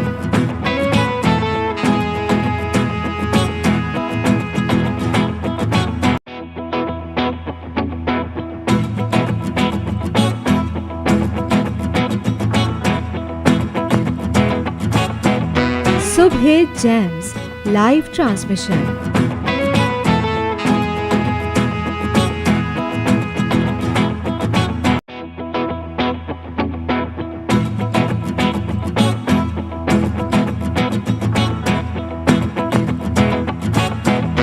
Subhe Gems live transmission. बिस्मिल्लाहिर्रहमानिर्रहीम। प्यारे बच्चों, अस्सलामु अलैकुम वरहमतुल्लाह। प्यारे बच्चों, मैं आपका मेज़बान कारी उवैस अहमदज़ई, मेरे साथ मौजूद हैं मोहम्मद अल्तमश। मोहम्मद अल्तमश, क्या हाल है? खैरियत से हैं? जी मैं बिल्कुल ठीक हूँ। मोहम्मद अल्तमश, आप बताइए कि हमने पिछले हफ्ते जो दुआ याद करी थी, आपने उसको याद किया? जी। आप उसको रूटीन में लेकर आए? जी। अच्छा जी, चले मोहम्मद अल्तमश से देखें, याद कर रहे हैं दुआएं और उसको रूटीन में भी लेकर आ रहे हैं। उम्मीद करता हूं कि आप लोग भी दुआएं याद कर रहे होंगे और उसको अपनी रूटीन में भी लेकर आ रहे होंगे और साथ साथ आप उन दुआओं को अपने दोस्तों के साथ भी शेयर कर रहे होंगे। तो प्यारे बच्चों, आज हम एक ख़ास दुआ है जो हम एक ख़ास जगह पे पढ़ते हैं और वो दुआ है बाज़ार में जाते वक्त की दुआ। अब आप सोच रहे होंगे कि बाज़ार में भी जाने की दुआ होती है, तो बिल्कुल बाज़ार में भी जाने की दुआ है और बाज़ार में जाने के कुछ आदाब भी हैं, तो वो भी मैं आप लोगों को सिखाऊंगा, बताऊंगा। आप लोगों ने उसको खूब अच्छी तरीके से उसको सीखना है और उसके मुताबिक आपने उस पर अमल करना है और अपने दोस्तों में भी उसको शेयर करना है। आज का जो हमारा टॉपिक है वो है बाज़ार। बाज़ार की दुआ भी है और बाज़ार की कुछ सुन्नत आदाब भी हैं। तो आज मैं आप लोगों को बाज़ार में जाने के कुछ आदाब बता रहा हूँ। आप लोगों ने इसको गौर से सुनना है और 4 या 5 पॉइंट्स हैं जो मैं आप लोगों को दे के जा रहा हूँ। आप लोगों ने उसको खूब अच्छी तरीके से सुनना है, सीखना है और उस पर अमल भी करना है। जब कोई अच्छी चीज़ सुनते हैं और सीखते हैं तो उससे अल्लाह ताला खुश होते हैं और उसकी बहुत सारी नेकियां देते हैं। तो प्यारे बच्चों, आज का जो हमारा टॉपिक है वो है बाज़ार और उसके 5 पॉइंट्स हैं जो मैं आपको बताने जा रहा हूँ। बाज़ार जाने के आदाब। पहला पॉइंट है नियत को ख़ास रखना। हम जब बाज़ार जाते हैं तो हम घर पे बैठे हम सोच रहे थे आज हमें बाज़ार जाना है। अब बाज़ार क्यों जाना है? बाज़ार क्यों जाना है? इसलिए जाना है कि हम कोई ज़रूरत की कोई चीज़ हमारी कम हो गई हो, हमें ज़रूरत पूरी करनी हो और हमें वो चीज़ लाजमी ख़रीदनी है, कोई काम की चीज़ है। फ़ुज़ूल ख़र्ची नहीं करनी, हमने कोई फ़ुज़ूल चीज़ नहीं ख़रीदनी। क्यों? हमने फ़ुज़ूल ख़र्ची से बचना है। अल्लाह पाक उस चीज़ से खफा होते हैं। अगर हम फ़ुज़ूल ख़र्ची करेंगे तो अल्लाह पाक उस चीज़ से नाराज़ होते हैं और फ़ुज़ूल ख़र्च करना गुनाहगार इंसान का काम है। तो हम लोगों ने क्या करना है, हमने काम की ज़रूरत वाली चीज़ें जो हैं वो ख़रीदनी है। जैसे एग्ज़ाम्पल बुक्स हैं, अब हमारी कॉपीज़ हैं, बुक्स हैं, हमने ख़रीदनी है, हमने पढ़ना है। अब वो काम की चीज़ है तो हम बुक्स ख़रीदने आएंगे, हम अपने मम्मा पापा को बोलेंगे भाई हमें बुक ख़रीदनी है, तो हमें बाज़ार से या तो लेकर आ जाएं या हमें साथ लेकर चलें तो हम वो बुक परचेज़ कर लें। तो आप वहाँ जाएंगे, आप वो बुक लेंगे, वो घर आ जाएंगे। ये नहीं कि आपने बुक ली और आप इधर से उधर बोले वो मुझे वो खिलौना चाहिए, मुझे वो कहने में ना बैटमैन चाहिए, मुझे कहने में ये फ़लाँ चीज़ चाहिए। तो ये फ़ुज़ूल ख़र्ची हो गई। तो हमने फ़ुज़ूल ख़र्ची नहीं करना, हमने नियत करके जाना है कि भाई हम बाज़ार जा रहे हैं तो हमने या तो ये बुक लेनी है या हमें कोई कपड़े वगैरह ख़रीदने हैं तो हम बोलेंगे हमने कपड़े ख़रीदने हैं। फ़ुज़ूल ख़र्ची नहीं करनी। तो आज का जो हमारा ये पहला जो टॉपिक है बाज़ार का, इसमें है पहला पॉइंट है नियत ख़ास रखना। बाज़ार में जाना अगर अच्छी नियत, मसलन हलाल रोज़ी कमाना और ज़रूरी अशिया ख़रीदना, अगर इस नियत के साथ हो तो वो भी इबादत बन सकती है। देखो प्यारे बच्चों, अगर हमारी नियत अच्छी होगी तो ये भी एक इबादत बन सकती है। अच्छा, अब हम आते हैं बाज़ार में कम वक्त गुजारना। ये है दूसरा पॉइंट। बाजार में कम वक्त गुजारना। ये नहीं कि हम सुबह गए बाजार और रात को आ रहे हैं हम 10 बजे, तो ये हो गया वक्त का ज़ाया करना। तो ये अल्लाह ताला को बहुत नापसंदीदा है। बाजार को हदीस में अल्लाह के नज़दीक सबसे नापसंदीदा जगह करार दिया गया है। अल्लाह पाक ने बाजार को जो है ना, अल्लाह पाक पसंद नहीं करता, बाजार में ज्यादा वक्त ज़ाया ना करें। अल्लाह पाक की सबसे पसंदीदा जगह कौन सी है बताइए? मस्जिद है। अल्लाह ताला की कौन सी जगह है जो सबसे पसंदीदा है? वो है मस्जिद। तो हमने ज्यादा वक्त जो है वो मस्जिद में गुजारना है। क्यों? क्योंकि मस्जिद अल्लाह ताला का घर है और हम वहाँ पे जो भी काम करेंगे उसके हमें नेकियां मिलती रहेंगी। जैसे इबादत करना, नमाज पढ़ना, कुरान पाक की तिलावत करना, जिक्र और अस्कार करना, अच्छी अच्छी बातें दीन की सीखना, तो ये सब चीजें क्या हैं? ये है इबादत। तो अल्लाह को ये चीजें बहुत पसंद है। बाजार में क्या है? बाजार में तो दुनिया की बेशुमार चीजें, हम दुनिया की रंगीनियों में खो जाते हैं और अल्लाह को भूल जाते हैं। तो ये क्या है? नापसंदीदा चीज। तो प्यारे बच्चों, हमने बाजार में वक्त को बहुत कम गुजारना है, ज्यादा वक्त जाया नहीं करना है। अब आते हैं हम तीसरे पॉइंट की तरफ। हमारा तीसरा पॉइंट है सच्चाई से खरीदो फरोख्त करना, यानी कि सच बोलना। अल्लाह के नबी हजरत मोहम्मद सल्लल्लाहु अलैहि वसल्लम ने फरमाया, सच बोलने वाला ताजिर क़यामत के दिन अंबिया अलैहिस्सलातु वस्सलाम, सिद्दीकीन और शहदा के साथ होगा। अब आपके दिमाग में आ रहा होगा ताजिर किसे कहते हैं? ताजिर कहते हैं तिजारत करने वाले को, यानी कि शॉपकीपर जो होता है, जो चीजें बेच रहा होता है। तो वो अगर सच्चाई के साथ अपनी चीजों को बेचेगा तो उसमें बरकत भी होगी। और उसके लिए क्या अजर बताया अल्लाह के नबी ने? अल्लाह के नबी ने बताया कि क़यामत के दिन वो अंबिया अलैहिस्सलातु वस्सलाम, यानी कि जितने भी नबी हैं, उन तमाम नबियों के साथ और जितने भी सच बोलने वाले सिद्दीकीन, उन सच बोलने वालों के साथ और शहदा अलैहिस्सलातु वस्सलाम, शहदा कराम के साथ उसका जो मुकाम होगा वहां पर होगा, उसका रुतबा होगा वहां पे।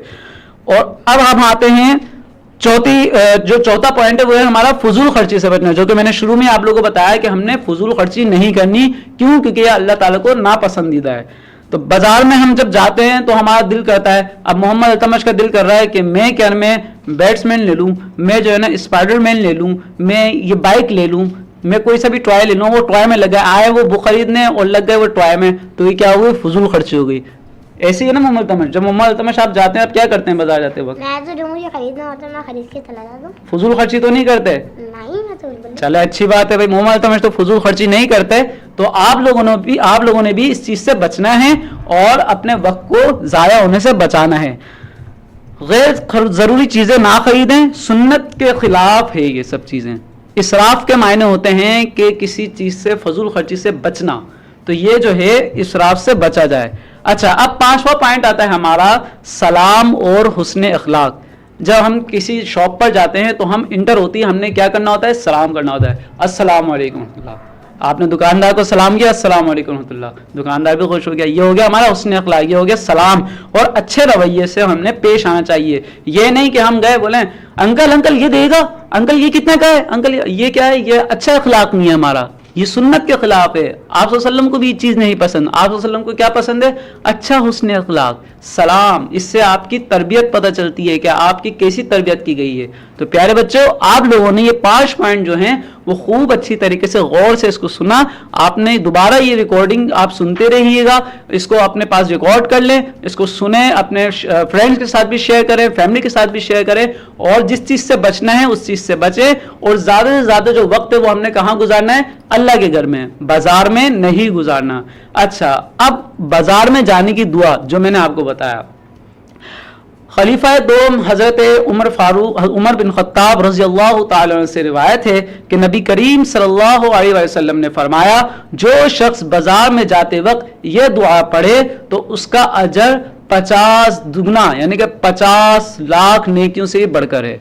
वो कौन सी दुआ है? वो दुआ बहुत ही आसान है। वो दुआ है ला इलाहा इल्लल्लाहु वहदहु ला शरीका लहु लहुल मुल्कु व लहुल हम्दु युहयी व युमीत व हुवा हय्युल ला यमूतु अबदन अबदा ज़ुल जलाल वल इकराम बियदिहिल खैर व हुवा अला कुल्ली शैइन कदीर। ये तो हो गया हमारा चौथा कलमा। कितनी आसान है और उम्मीद करता हूँ कि आप लोग भी होते हैं। मैं चौथा कलमा पूरा क्यों नहीं आ रहा? चौथा कलमा बहुत बड़ा भी है, लेकिन हमने उसको शॉर्ट भी अगर पढ़ दें तो कोई मसला नहीं है, उसका हमें सवाब मिल जाएगा। हमारी नीयत होनी चाहिए अच्छी। तो अब मैं आप लोगों को यही दुआ पढ़ाऊंगा, आप लोगों ने मेरे साथ पढ़ना है। ला इलाहा इल्लल्लाह ला इलाहा इल्लल्लाह वहदहु ला शरीका लह वहदहु ला शरीक लहुल मुल्कु व लहुल हम्द लहुल मुल्कु व लहुल हम्द युहयी व युमीत युहयी व युमीत व हुवा हय्युल ला यमूतु व हुवा हय्युल ला यमूतु अबदन अबदा अबदन अबदा ज़ुल जलाली वल इकराम ज़ुल जलाली वल इकराम बियदिहिल खैर बियदिहिल खैर व हुवा अला कुल्लि शैइन क़दीर व हुवा अला कुल्लि शैइन क़दीर ला इलाहा इल्लल्लाहु वहदहु ला इलाहा इल्लल्लाहु वहदहु ला शरीका लह ला शरीका लह लहुल मुल्कु व लहुल हम्द लहुल मुल्कु व लहुल हम्द युहयी व युमीत युहयी व युमीत व हुवा हय्युल ला यमूतु व हुवा हय्युल ला यमूतु अबदन अबदा अबदन अबदा ज़ुल जलाली वल इकराम ज़ुल जलाली वल इकराम बियदिहिल खैर बियदिहिल खैर व हुवा अला कुल्लि शैइन क़दीर। व हुवा अला कुल्लि शैइन क़दीर। तो प्यारे बच्चों, ये दुआ है, आप लोगों ने इस दुआ को खूब अच्छी तरीके से याद करना है और इसको अपनी रूटीन में भी लेकर आना है। और जब भी आप बाजार जाएं तो आपने इन पॉइंट्स को भी अपने जहन में बिठाना है और इस पे अमल करना है और इस दुआ को भी खास तौर पे पढ़ना है। और साथ साथ में आपने ये सब चीज़ें अपने दोस्तों में भी, अपने घर वालों से भी शेयर करना है। तो आप जब शेयर करेंगे तो अल्लाह ताला खुश होंगे और आपको इसकी ढेरों अजर अता फरमाएंगे। तो प्यारे बच्चों, आज का ये सेगमेंट यहीं इख्तिताम होता है। अपनी खास दुआओं में याद रखिए। दीजिए इजाज़त। अस्सलाम वालेकुम व रहमतुल्लाह।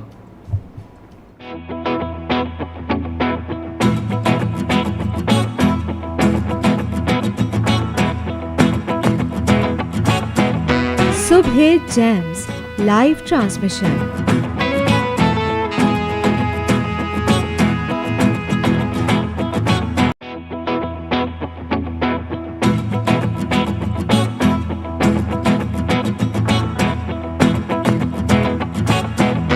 सुबह Gems live transmission.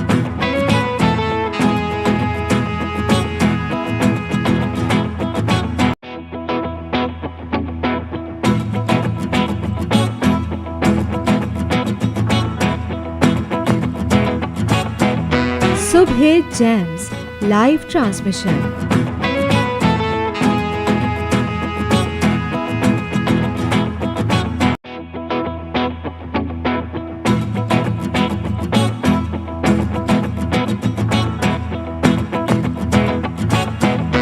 Subhe Gems live transmission.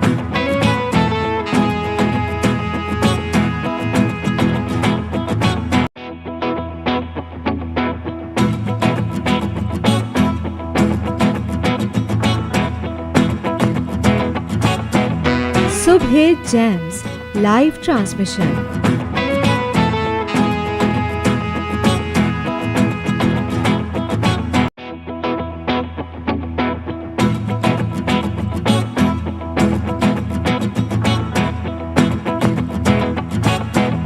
Subhe jams.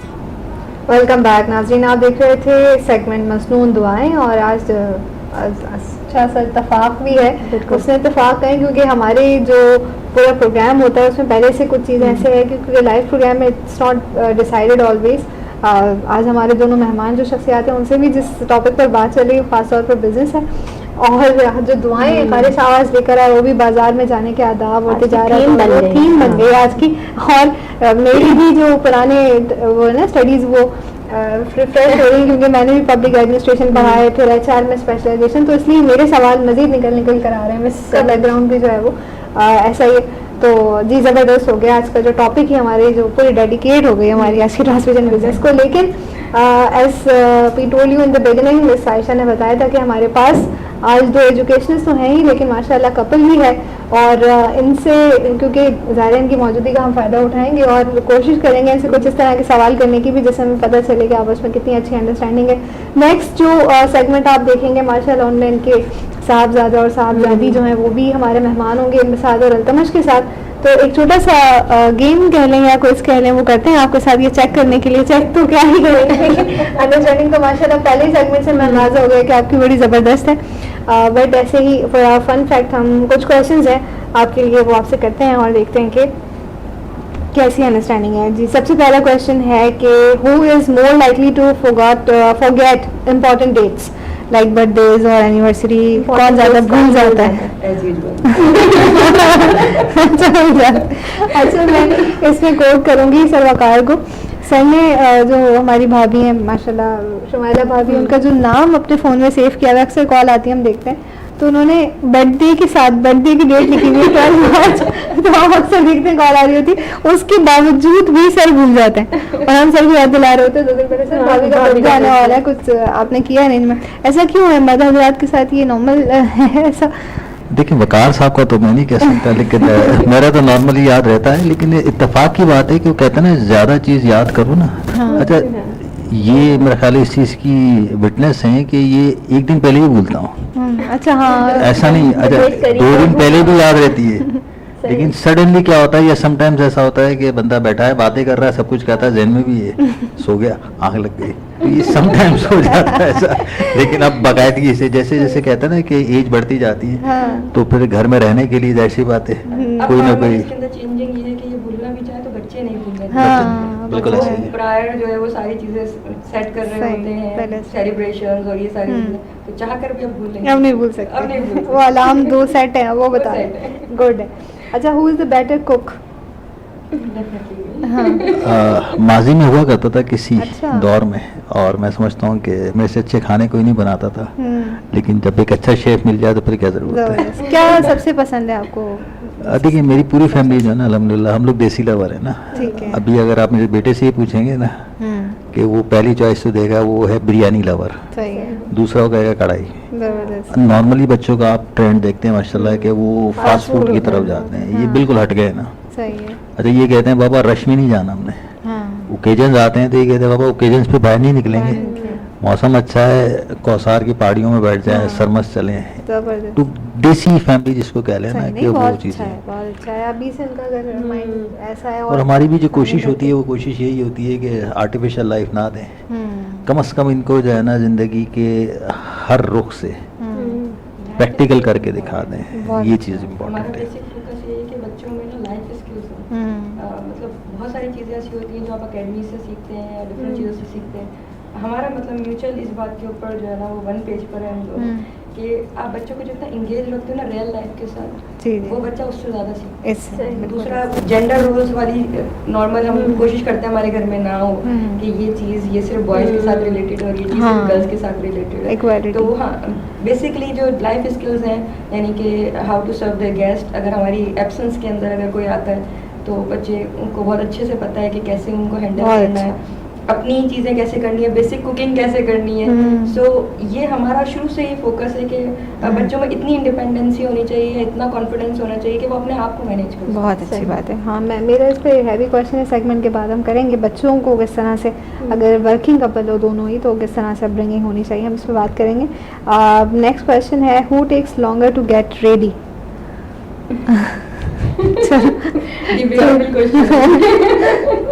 ये तो जवाब मुश्किल लग रहा था। अच्छा दोनों डिपेंडिंग ऑन द ओकेजन। अच्छा हाँ, depending on the occasion। आज किसमें ज़्यादा टाइम है? चलो आज स्पेसिफिक हो जाए।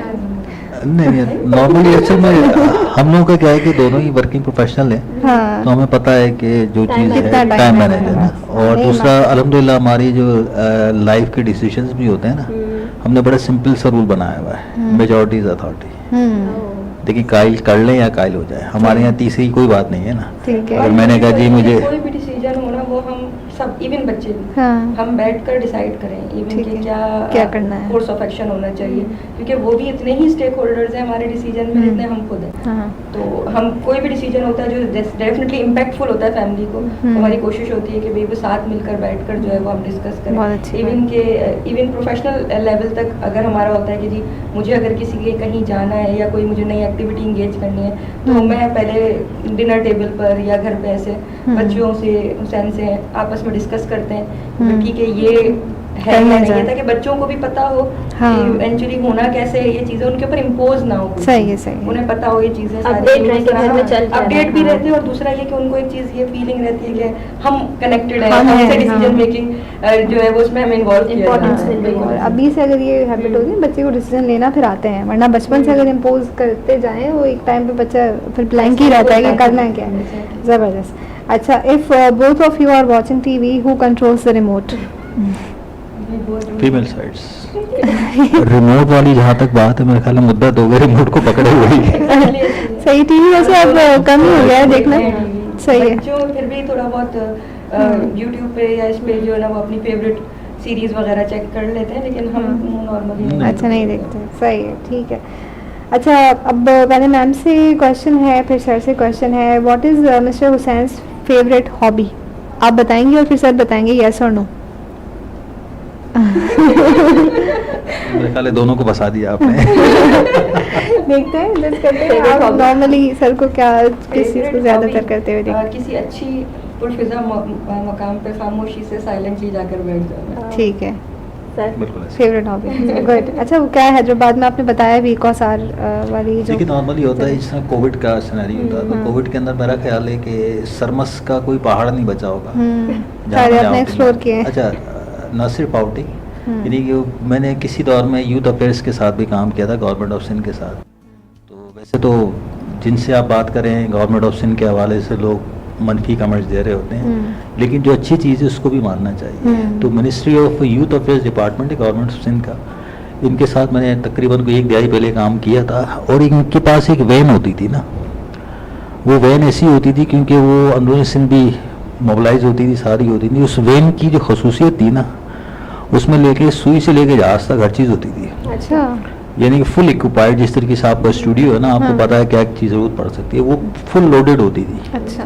तो डिफरेंट सेमिनार, वर्कशॉप्स, कोई चीज़ होती थी तो 2 इनके ऑपरेटर्स साथ होते थे। आप कहें जी प्रोजेक्टर चाहिए, प्रोजेक्टर निकाल के ले आते थे। आप कहते थे यार वाइट बोर्ड चाहिए, छोटा वाइट बोर्ड निकाल के बने, जंबीले क्या है। हर चीज़ अवेलेबल। तो इस तरीके से क्या है कि हमने, मेरा ख्याल है कोविड के अंदर जाहिर सी बात है लॉकडाउन की सिचुएशन होती थी, सारी चीज़ें होती थी, तो इसके अंदर मेरी कोशिश यही होती कि जाहिर सी बात है भीड़ से भी बचना है, लोगों से भी बचना है। तो देखा जाए तो माशाल्लाह जो पुरफिजा माहौल है हैदराबाद में, अब आपको पता है कि आहिस्ता आहिस्ता सैचुरेशन होती जा रही है। जी जी। ये एक वाहिद इलाका ऐसा है जहाँ आप जाएं, कभी फील करें वहाँ जाके सुबह की फजर के बाद का माहौल, मानसून के सनराइज सीजन्स, देखें और सनराइज, और फिर जो कोटरी ब्रिज का जो एक व्यू होता है, जी जी जी। वहाँ की जो कहते हैं ना चोटियों पे जाके आप कभी नमाज पढ़ें, वाह वाह। चाय पिए, क्या स्नैक्स लें। इवन हमने तो हम लोग की यही रोज़ा efforts है। खोलना भी एक्सपीरियंस किया है। हमने रोज़ा भी मांगा है इस वहाँ। जबरदस्त। तो वो अपने सारा आप सेटअप साथ लेके जाते हैं? मैंने फिर उसको कॉपी किया, क्या-क्या जिससे मैं जरूरत पड़ फिर सकती है? गाड़ी थी उसको कॉपी किया हुआ है। अच्छा जी। तो मैं जब भी अपनी गाड़ी मूव करता हूँ तो उसके अंदर सारा सामान मौजूद होता है, पानी से लेके चाय से लेके सारी बेहतरीन, ये तो बहुत चीज़ें। अच्छा। हम लोग देखते भी हैं यूट्यूब पे कैरावन्स चलती हैं, बाहर बहुत है ये न्यूजीलैंड साइड पे, लोग पूरा पूरा घर ही वो गाड़ी हो जाती है। इसमें ये डिपेंड करता है कि आपके चॉइसेस क्या हैं। मेरे सर्कल में अल्लाह की बड़ी मेहरबानियाँ है मेरे पे, मेरे सर्कल में ऐसे भी लोग हैं जिनका बस नहीं चलता, वो टॉयलेट्स के अंदर भी एसी लगा दें, किचन में भी एसी लगा दें। वो कहते हैं यार इसके बगैर तो यानी कि समटाइम्स लोड शेडिंग का होता है, तो वो पूरी पूरी रात गाड़ियों में एसी ऑन करके सोते हैं। और जब मैं उनको बताता हूँ, बोले यार रात कितनी परेशान है, मैंने किस चीज़ की परेशान है? मैंने कहा पता नहीं यार, मैंने तो अपनी फैमिली के हिसाब से जो है छत पे लकड़ी के तख्ते डिजाइन करके बनवाए हुए हैं। मैंने कहा मैं तो कुछ भी नहीं करता, इस किस्म का कोई इशू आता है सुकून से जाके सो जाता हूँ। और हैदराबाद तो हवाओं का शहर है, अच्छा, मशहूर है। हैदराबाद है वैसे ये, भी इतना लेकिन जबरदस्त ये है। आपकी लाइफ की प्रायोरिटीज हैं हाँ। कि आपने क्या प्रायोरिटीज सेट की हैं, आप अपनी आने वाली नस्ल बच्चों को क्या क्या देके जा ट्रांसफर रहे कर रहे हैं? हैं। तो हमारी कोशिश यही होती है कि हम उसको रियल लाइफ दें। हाँ, क्लोज टू नेचर जितना होंगे ना, आप उतना पीसफुल माइंड हो। हाँ, बेहतरीन बेहतरीन, जबरदस्त। अच्छा जी, नेक्स्ट सर से क्वेश्चन है, what is miss Saba's favourite food? Favourite food बेहतरीन सी कढ़ाई। कढ़ाई, बस जबरदस्त। अच्छा जी।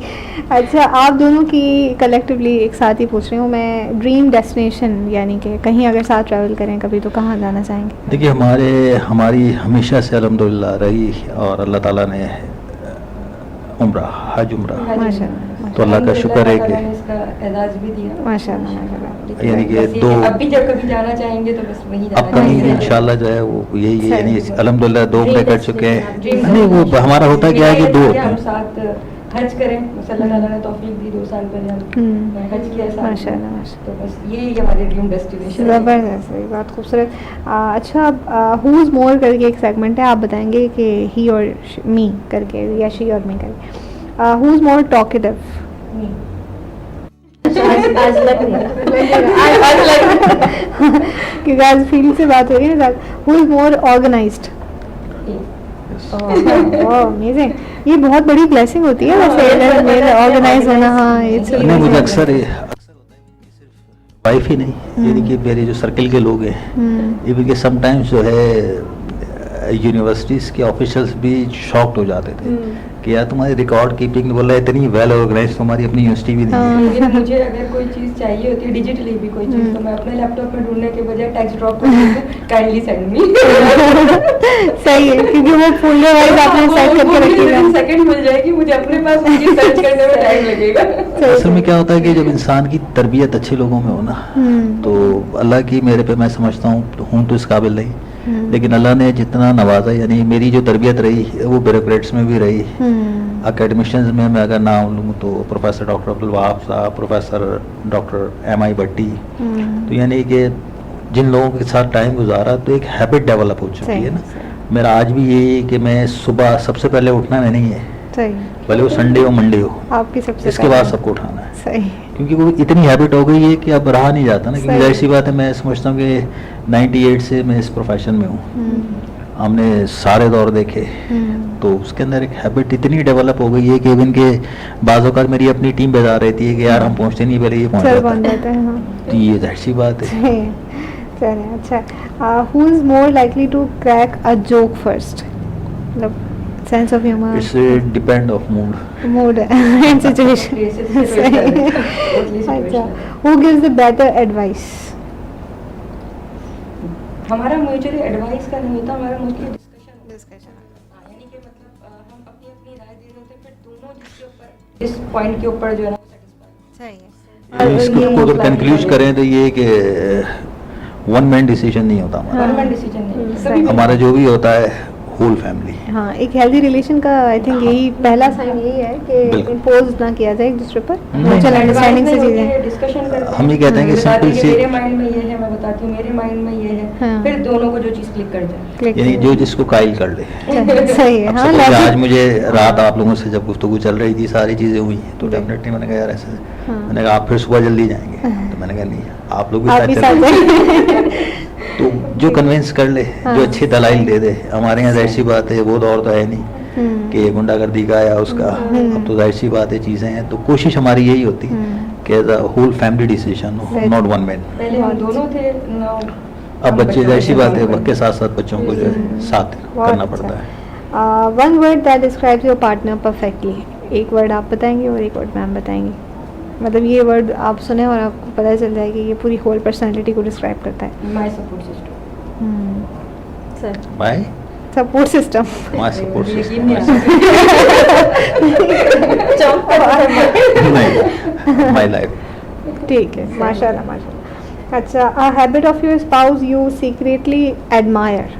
कभी बताया ना हो या ऐसी कोई आदत आपको अच्छी लगती हाँ, है? रिसेंटली एक एक्टिविटी हुई थी। अच्छा, होता क्या है कि जब डिफरेंट ओकेजन्स आते हैं, बर्थडे आती हैं, चीज़ें आती हैं, तो मेरा हमेशा से ये रहता है कि नो एक्सपेंसेस। अभी रिसेंटली जो बर्थडे थी आई थिंक, तो नॉर्मली मैंने कहा ठीक है केक, इनको ही पता है केक काट लेना, तो एक गिफ्ट का मेरे ख्याल है कोई बॉक्स वॉक्स उन्होंने दिया, वो मैंने ले के रख दिया साइड में। अच्छा, था कुछ और, यानी कि सेट, मोबाइल सेट गिफ्ट था, पैकेट कुछ और था, इनको पता था डांट पता नहीं पड़ेगी। चल सका। परफ्यूम के अंदर था, मैंने कहा परफ्यूम है, क्योंकि मुझे परफ्यूम से बड़ा लगाव है, खासतौर पे और दुआ इस टाइप की जो चीज़ें होती हैं, मैंने रख दिया कि यार गाड़ी में रख लूँगा। फिर सडनली मेरे माइंड में आया बच्चों की मुस्कुराहट, मैंने कहा ये कोई दाल में काला है। तो जब मैंने खोला तो सडनली मैंने कहा ये क्या, तो ये समटाइम्स होता है। सही है, और ये चीज़ अच्छी लगती हैं, करना चाहिए सरप्राइजेस। बिल्कुल ऐसा मुझे ही है। सरप्राइजेस बहुत पसंद है, सही। मतलब मैं बहुत मतलब हमेशा से ऑर्गेनाइज करती रहती हूँ मुख्तलिफ ओकेजन्स पे। मुझे ऐसा लगता है कि अगर हम कोई भी इवेंट सेलिब्रेट कर रहे हैं तो वो मोनोटोनस नहीं होना चाहिए कि या प्रिडिक्टेबल नहीं होना चाहिए कि ये ऐसा है हर दफ़ा ये ऐसा ही होगा, तो समथिंग Change न्यू। होना चाहिए। अच्छा, ये चीज़ अब थोड़ा इनबिल्ट हो गई है बच्चों में भी, तो अब वो जिस तरह मैं बाकी लोगों को सरप्राइज करती थी दे 6 अब ये करना। हाँ, वो मुझे बहुत दफ़ा जो है ना सरप्राइज कर देते हैं बहुत सारी चीज़ों के अंदर। बहुत अच्छा, सही। अच्छा, if you had to sum up your journey together in one line, what would it be? Last question. एक लाइन में अगर आप अपनी अब तक की Summarize जर्नी करें को इसको। समराइज करना चाहें तो। समराइज करना चाहे अपनी लाइफ को, आ हेल्दी लाइफ। ठीक है, सही। गुड। वन शॉट ये कि चाहे स्ट्रगल हो, चाहे आपके पास हैप्पीनेस हो, उसको साथ लेकर चलो। मतलब आप सिंगल इंडिविजुअल नहीं हो, यू आर अ फैमिली। तो वो चीज़ जो है ना वो टुगेदरनेस आपकी नज़र आनी चाहिए। सही। और ये आई थिंक दोनों तरफ से ही होती है। और आप माशाल्लाह आप दोनों की बातों से अंदाज़ा हो रहा है कि फ्लेक्सिबिलिटी किसी एक के अंदर होना काम नहीं चल सकता, दोनों में उनको साथ मिलकर ही चलानी होती है चीज़ें। और ये एग्जाम्पलरी कपल भी है हमारे सामने आज, जो क्वेश्चन माशाल्लाह बहुत अच्छा आप लोगों ने पहले तो सेगमेंट को आप लोग लेके चले। और हम मेरी जो जहन में कुछ क्वेश्चंस हैं वो इस तरह से कि बीइंग अ गर्ल बहुत सारे हमारे पास आती हैं ना, सवाल आते हैं सोसाइटी की तरफ से भी आते हैं कि आप स्पेशली शादी के बाद अगर लड़की जॉब कर रही है तो वो घर को मैनेज नहीं कर पाएगी, और चैलेंजेस होते हैं फिर अपब्रिंगिंग बच्चों की है वो नहीं हो पाएगी, उस तरीके से नहीं हो पाती जिस तरह एक घर पे रहने वाले से मैं ऐड ऑन करना चाहूँगा हाँ जी, कि जितने क्वेश्चन आपके माइंड में आ रहे हैं ना, इससे 100 गुना ज़्यादा हमने फेस की है। हाँ ठीक। मैं उसी पे बात करना चाह रही थी, क्या चैलेंजेस? इनके स्टार्टिंग जब फैज़ मेरी जो शादी हुई 2010 के अंदर हुई ना, तो ये जो डॉक्टर बनी है ये डॉक्टर अभी 2 साल पहले बनी है। अच्छा माशाल्लाह। ठीक। मैंने एमफिल भी शादी के बाद बात complete की की। है। ये जब शादी हमारी हुई थी 2010 के अंदर, तो उस वक्त ये जस्ट MBA थी आप लोगों की तरह। सही से। फिर जाहिर सी बात है, और she is gold medalist in Hyderabad board माशाल्लाह। इंटरमीडिएट के अंदर, तो सारी चीज़ें थी। तो कुछ मेरे मेंटोर्स थे। अच्छा, मैं क्योंकि सारी ज़िंदगी मैंने एडमिनिस्ट्रेशन में गुजारी चीज़ें थी, तो एक इंसान के जहन में खाका होता है ना कि यार, क्योंकि अभी अगर इर्द गिर्द हम देखें तो माशरे के अंदर जो है वो अगर यूनिवर्सिटी लेवल्स पे या एकेडमिया में देखें तो कुछ इज्जत जो बची है डॉक्टर की है, और वक्त के साथ साथ चेंजेस हुआ। तो मेरा एक ऐसे एक ड्रीम था ना कि यार अगर अल्लाह ने मौका दिया तो मैं इंशाल्लाह कोशिश करूँगा कि वाइफ भी जो है ना एजुकेशन डोमेन में जाए, क्योंकि मेरा ये मानना है कि एजुकेशन डोमेन जो है वो फीमेल्स पॉइंट ऑफ व्यू से परफेक्ट है। सबसे पहली चीज़ तो ये कि बड़ा काबिल एहतराम शोबा है, और दूसरा ये फ्लेक्सिबल है फ्लेक्सिबल टाइमिंग्स के हवाले से भी। तो मेरा हमेशा से यही रहा। फिर देन ये कि 2010 में जब शादी हुई तो जाहिर सी बात है ये बेसिकली अपनी फैमिली में किताबी कीड़ा मशहूर थी ना, तो फिर सारी चीज़ें हुई। इनिशियल आपको पता है अंडरस्टैंडिंग में खाला खैरने भी बहुत होती हैं, सारी चीज़ें होती हैं, तो सारे मामला थे। तो फिर मैंने ऐसे ही मेरे एक मेंटोर थे, अल्लाह उनको जन्नत नसीब करे, डॉक्टर हरवेज़ अहमद पठान साहब, कंट्रोलर भी थे, बेस्ट टीचर भी थे हायर एजुकेशन कमीशन की तरफ से। तो ऐसी बातचीत चल रही थी, तो मैंने कहा डॉक्टर साहब यार मेरा माइंड हो रहा है कि वाइफ को जो है ना एजुकेशन कंटिन्यू कराऊँ। तो देन उस वक्त चलता था एमफिल लीडिंग टू PhD। तो मैं कहा ठीक है, लीडिंग टू PhD में देन फिर इसरा के अंदर, क्योंकि अकेडमिया का बंदा हूँ, तो 4-5 दोस्तों ने मिल के, मेरे कुछ ऑफिस कोलीग्स भी थी, इन सब ने एडमिशन लिया इसरा के अंदर। तो जब इसरा में एडमिशन की बात आई तो मेरे अंकल थे, सीनियर जर्नलिस्ट भी रहे हैदराबाद के, और प्रेस क्लब के फाउंडर्स में से थे उस्मान अजमेरी मारूम। तो सबसे पहले मैं उनके पास गया, मैंने कहा ताऊ ऐसे ऐसे सोच रहा हूँ वाइफ को एजुकेशन के हवाले से। तो उन्होंने कहा बेटा देखो हमारे घर की बहू है, पढ़ेगी, हमसे ज़्यादा खुशी किसी को नहीं होगी, लेकिन फर्स्ट मुझे कोई एतराज़ नहीं, मुझे तो खुशी है, आप बेहतर है कि इनके फादर से भी पूछ लो।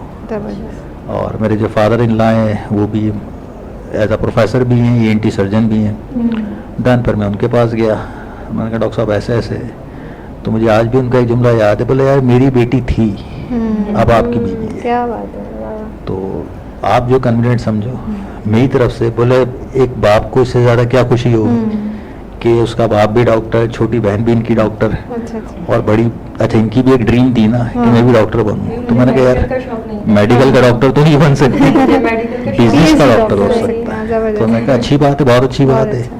देन फिर वही जो हस्ब रिवायत ख़ानदान के जो सिलसिले हैं, फुफियों का रूठना, इनका रूठना, उनका रूठना, तो बहरहाल इन सारी चीज़ों को फेस किया। फेस करने के बाद एक था बड़ा लंबा जर्नी, ठीक, इतना आसान नहीं था और अभी भी इतना आसान नहीं है, लेकिन बस वो कहता है ना कि नीयत साफ हो तो मंजिल आसान होती है। जॉइंटली कोलैबोरेशन, इसके अंदर मेरे पेरेंट्स का भी बड़ा किरदार रहा। मैंने जब फर्स्ट हमने आपस में डिस्कस किया तो उस वक्त मेरा बेटा जो है तकरीबन 8 मंथ्स का था। तो हमने जब डिस्कस किया तो क्योंकि एक होता है कि आप बहुत ज़्यादा एंगेज्ड होते हो, मैं एजुकेशन के साथ बहुत ज़्यादा एंगेज थी। अब शादी के बाद ना वो एंगेजमेंट गैप आ जाता है। और मुझे शायद इस चीज़ का शौक इतना था, तो आई वॉज मिसिंग समथिंग ना इन माई लाइफ, कि अब मैं, और इनका इतना बिजी स्केड्यूल था कि ये अपनी इंगेजमेंट्स में इतना ज़्यादा बिजी थे, तो मैं अपने आप को ना बहुत लो फील कर रही थी कि मतलब कुछ बचा नहीं मेरी लाइफ के अंदर जिसके अंदर मैं कंट्रीब्यूट कर सकूं। And we belong to a joint family system, तो मेरे बच्चे का ऐसा इशू था नहीं। बहुत सारे लोग थे माशाल्लाह उसको रखने के लिए, दादा दादी भी साथ में होते हैं और सारी चीज़ें। तो मैंने जब फर्स्ट डिस्कस किया, मैंने कहा, इन्होंने जब मुझे कहा कि ऐसा ऐसा कर लो, अगर PhD कर सकते हो तो ये MPhil में एडमिशन ले लो। तो मैंने कहा यार तलहा, वो मेरा मतलब सबसे बड़ा कंसर्न है, मैं मतलब उसको कैसे, तो मैंने कहा और दूसरा ये कि जिसके पास मैं छोड़ के जाऊंगी क्या वो अग्री है इन चीज़ के लिए।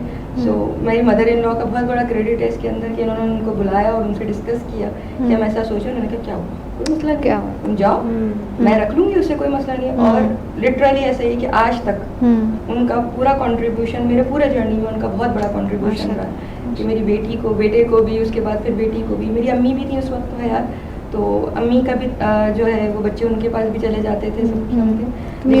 घर में एक होना वो एक अनदर थिंग होती है। तो मदर इन लॉ घर में होती हैं तो बहुत सारी चीज़ें होती हैं वो पीछे देख लेती हैं मेरी एब्सेंस के अंदर। तो ये पूरा मतलब मुझे ऐसा लगता है कि it's a team work, collective. मतलब अगर फीमेल अगर आप जा रही है, काम कर रही है, तो कलेक्टिवली इट्स अ ये कहना चाहिए टीम वर्क है।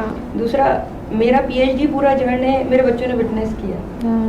सो वो उनको आप कोई भी टर्मिनोलॉजी पूछे ना, थीसिस क्या होता है, क्या है, पब्लिकेशन क्या है, तो they know every single thing, क्योंकि वो उन्होंने जिया है मेरे साथ इस पूरे जर्नी में, वो मेरे साथ रहे। अभी भी कोई चीज़ होती है, अच्छा आपकी कॉन्फ्रेंस है, अच्छा आपका ये चीज़ है, तो आप प्रेजेंटेशन बना रही है, आप ये कर रही है, दे नो एवरीथिंग। क्योंकि मैंने कहा ना कि हमारी कोशिश है कि उनको हम साथ रखते हैं, तो वो हमारी जर्नी से अलग नहीं है। सही। तो ये चीज़ जो है वो मुझे इसलिए भी इम्पोर्टेंस रखती है, वो जैसे आपने कहा ना कि बच्चे डिस्टर्ब ना हो, तो ये जाहिर सी बात है हर मदर का एक बेसिक कंसर्न होता है कि हमारे बच्चे डिस्टर्ब ना हो। तो पहली जो इसके अंदर जो मुझे सोच आई जब बच्चे बहुत छोटे थे, तो मुझे ये था कि बच्चे इंडिपेंडेंट होने चाहिए from the very young age. मेरी पूरी कोशिश रही कि बच्चों की बेसिक जो स्किल्स है ना वो मतलब मेंटेन्ड है, वो मतलब ये रहे कि उन्हें पता है कि बात कैसे लेनी है, उन्हें पता है कि वार्डरोब से अपने कपड़े कैसे सिलेक्ट करने हैं, उनको पता है अपने आप को कैसे मैनेज करना है, मेरे पीछे मेरी एब्सेंस के अंदर किस तरह रहना है, ताकि जो अगर लुक आफ्टर कर रहा है ना तो वो मजीद बर्डन है। तो ये एक फर्स्ट थॉट थी। और सेकंड, जब वो थोड़े थोड़े ग्रो अप होने लगे तो मुझे ऐसा लगा कि मैं बहुत ज़्यादा टाइम नहीं दे सकती, लेकिन मैं ये ज़रूर कर सकती हूँ कि मैं जो कर रही हूँ उसके अंदर वो इंगेज्ड रहे। सही है। तो वो सीखते भी हैं इस तरह से, और मुझे भी रहता है कि वो मेरे क्लोज हैं और उनको भी ये रहता है कि वो मेरे क्लोज हैं। तो ये एक आप कह सकते हो कि विन विन केस है जो हमने फिर डिज़ाइन किया खुद से। और हुसैन जब होते हैं तब भी हमारा यही होता है कि हम म्यूचुअली बैठ के जो इनकी भी चीज़ें हो रही होती हैं हम म्यूचुअली डिस्कस कर रहे होते हैं। बच्चों के सामने हम ऑफिस की भी कंसर्न डिस्कस करते हैं। सो दे नो दिस थिंग के बिजीनेस कैसी होती है, स्केड्यूल्स कैसे होते हैं, हम कैसे मैनेज करते हैं। तो उनके लिए ना कोई चीज़ परप्लेक्स नहीं होती किसी तरह से। तो this is how we manage the things. यहाँ पे एक सवाल ये है कि बच्चे तो बच्चे होते हैं, ठीक है, उन्हें डिस्ट्रैक्शंस तो होती हैं, लेकिन हम ये क्यों करें ये तो बाकियों की मम्मा करती हैं। इस तरह के कोई सवालात, इस तरह के कोई जो है वो आपके पास चैलेंजेस आए कि भाई बच्चों को हम सिखाना है और बच्चों के सामने से जो है वो ये चैलेंजेस आ रहे हैं कि नहीं आज नहीं कर रहे हैं, या कुछ इस तरह की चीज़ें आपने फेस की हैं? अच्छा, फोर्सफुली कोई चीज़ होती है ना तो बच्चों को जब बुरी लगती है, मैं बच्चों को फोर्सफुली, मैं या हुसैन, हम बच्चों को फोर्सफुली जो है ना कोई चीज़ नहीं करा देते, एट देयर ओन विल। जैसे मेरा बेटा है, उसको ना कुकिंग का बड़ा शौक है, तो मेरी कोशिश होती है मैं उसको इनकरेज करूँ इस चीज़ के अंदर कि भाई ठीक है, अगर आपको अच्छे लगता है डू व्हाट यू वांट।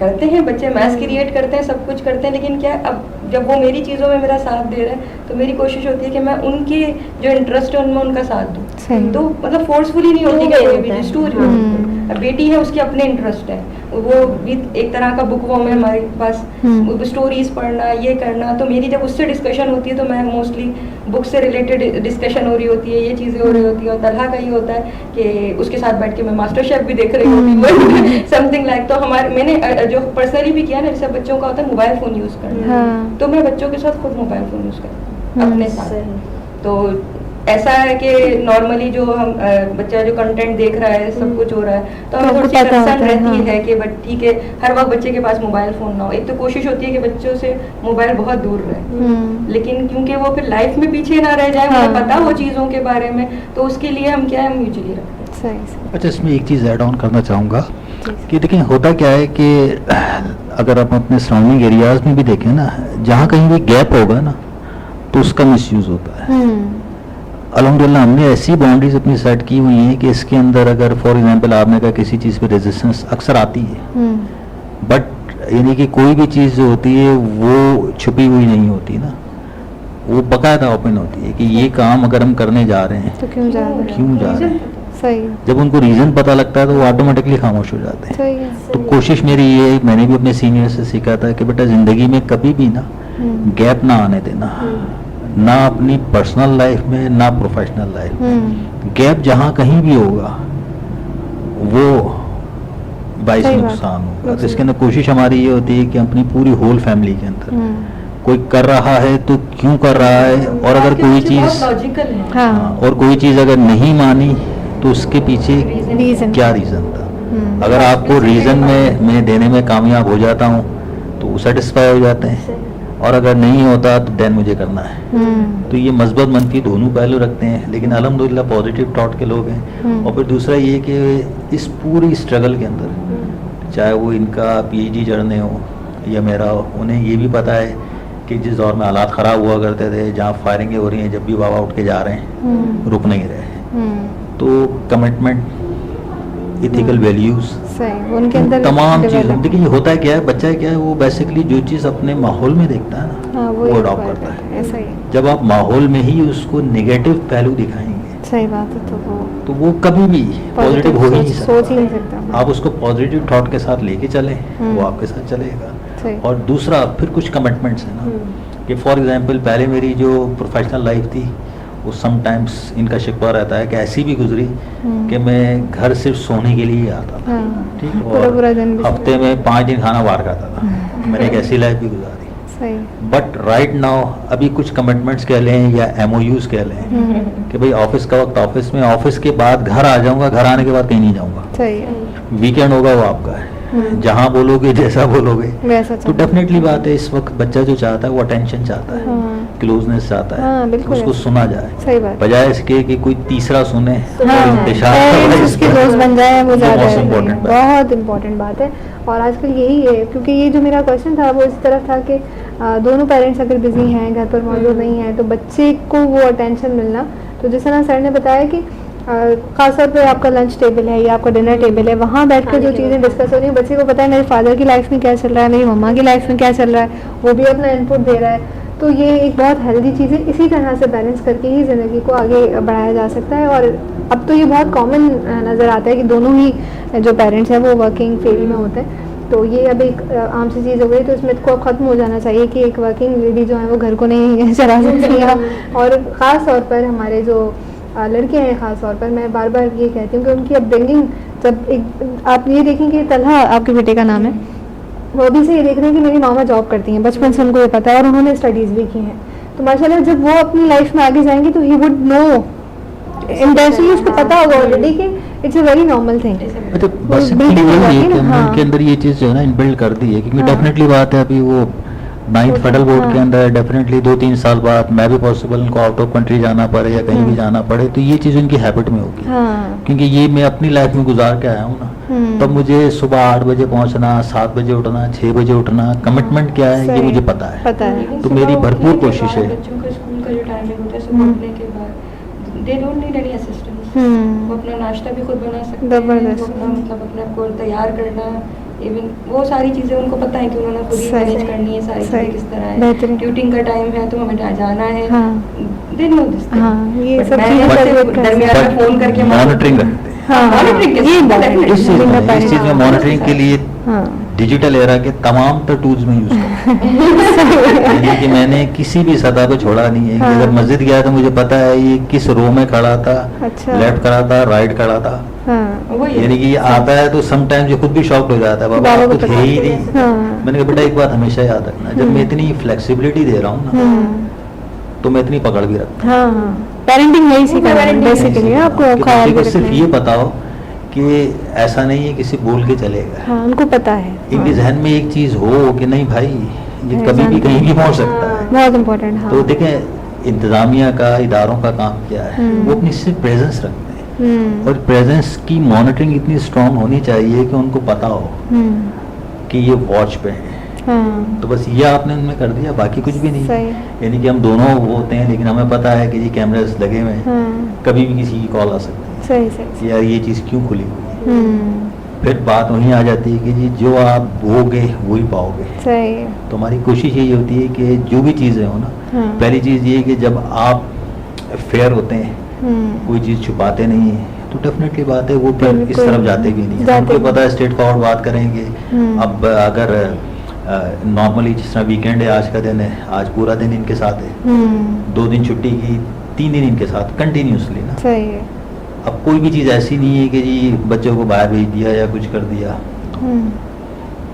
बाहर खाना भी खाएंगे तो साथ ही चल के खाएंगे। अक्सर होता ना कि ये कपल तो बाहर निकल गया और कुछ जो है बच्चे बेचारे बैठे हुए हैं। हाँ, नहीं, साथ रहे।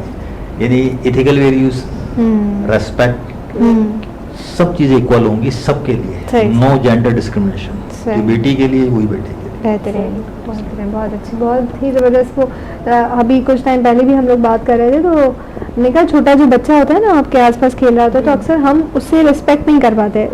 बच्चा है, क्या पता, बच्चा है खेल रहा है, ये कर दो, ये कर दो, या उसे इग्नोर करना, उसको भी पता है, या उसकी भी सेल्फ रिस्पेक्ट है, हमें पता है, उसको भी साथ लेकर चलना है। बच्चे वो बचपन से ही उनके अंदर एक कमी वो चीज़ पे पैदा हो जाती है कि हमें वैल्यू नहीं किया जाता। तो ज़बरदस्त डिस्कशन चल रही है और बच्चों का इतना जिक्र हो रहा है तो बुला लेते हैं मेरा ख्याल है बच्चों के और उनका सेगमेंट आज देखते हैं कि एम्बेसडर इल्तुतमिश किस तरह से उनसे क्या बातें कर रहे हैं, क्या गपशप होती है, क्योंकि ये जो सेगमेंट है वो ओवरऑल एम्बेसडर इल्तुतमिश ही लीड करते हैं। तो बुला लेते हैं जी। तो मुलाहिजा करते हैं सेगमेंट अब्बू का बेटा। इम्तिसाद खान और इल्तुतमिश खान जो है वो बेसब्री से इंतज़ार करें कि कब हमारी बारी आए और कब हम अपने मेहमानों को लेकर आए। तो बस बढ़ते हैं सेगमेंट की जानिब, मुलाहिजा करते हैं अब्बू का बेटा।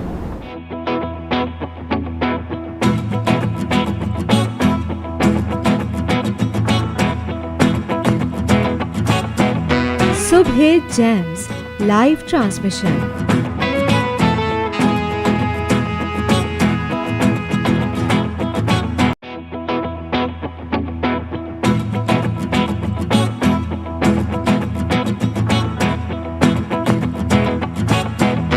Subhe Gems live transmission.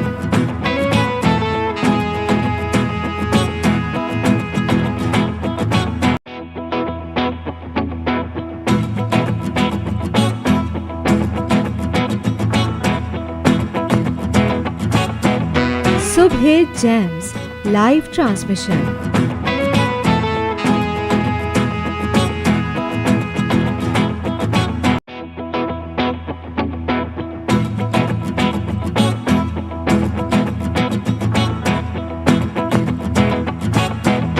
Subhe Gems live transmission.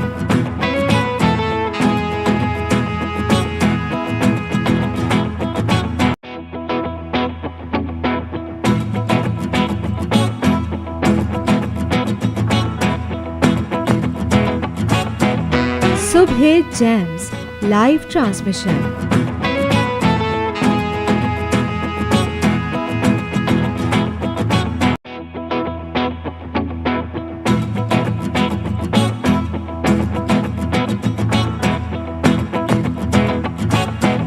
Subhe Gems live transmission.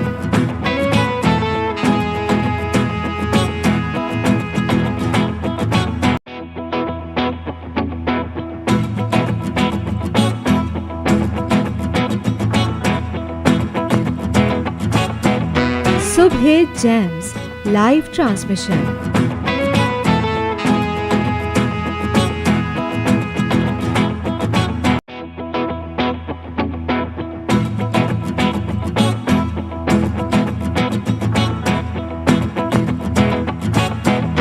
Subhe Gems live transmission.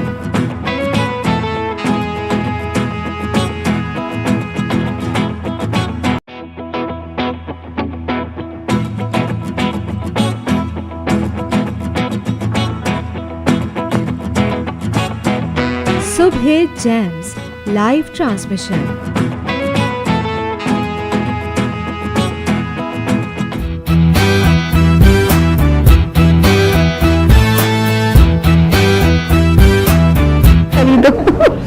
अस्सलामुअलैकुम दोस्तों, मैं आपको मेजबान अजमल खान और मैं आपकी मेजबान इमतियाज खान और आज देख रहे हैं प्रोग्राम अबू का बेटा।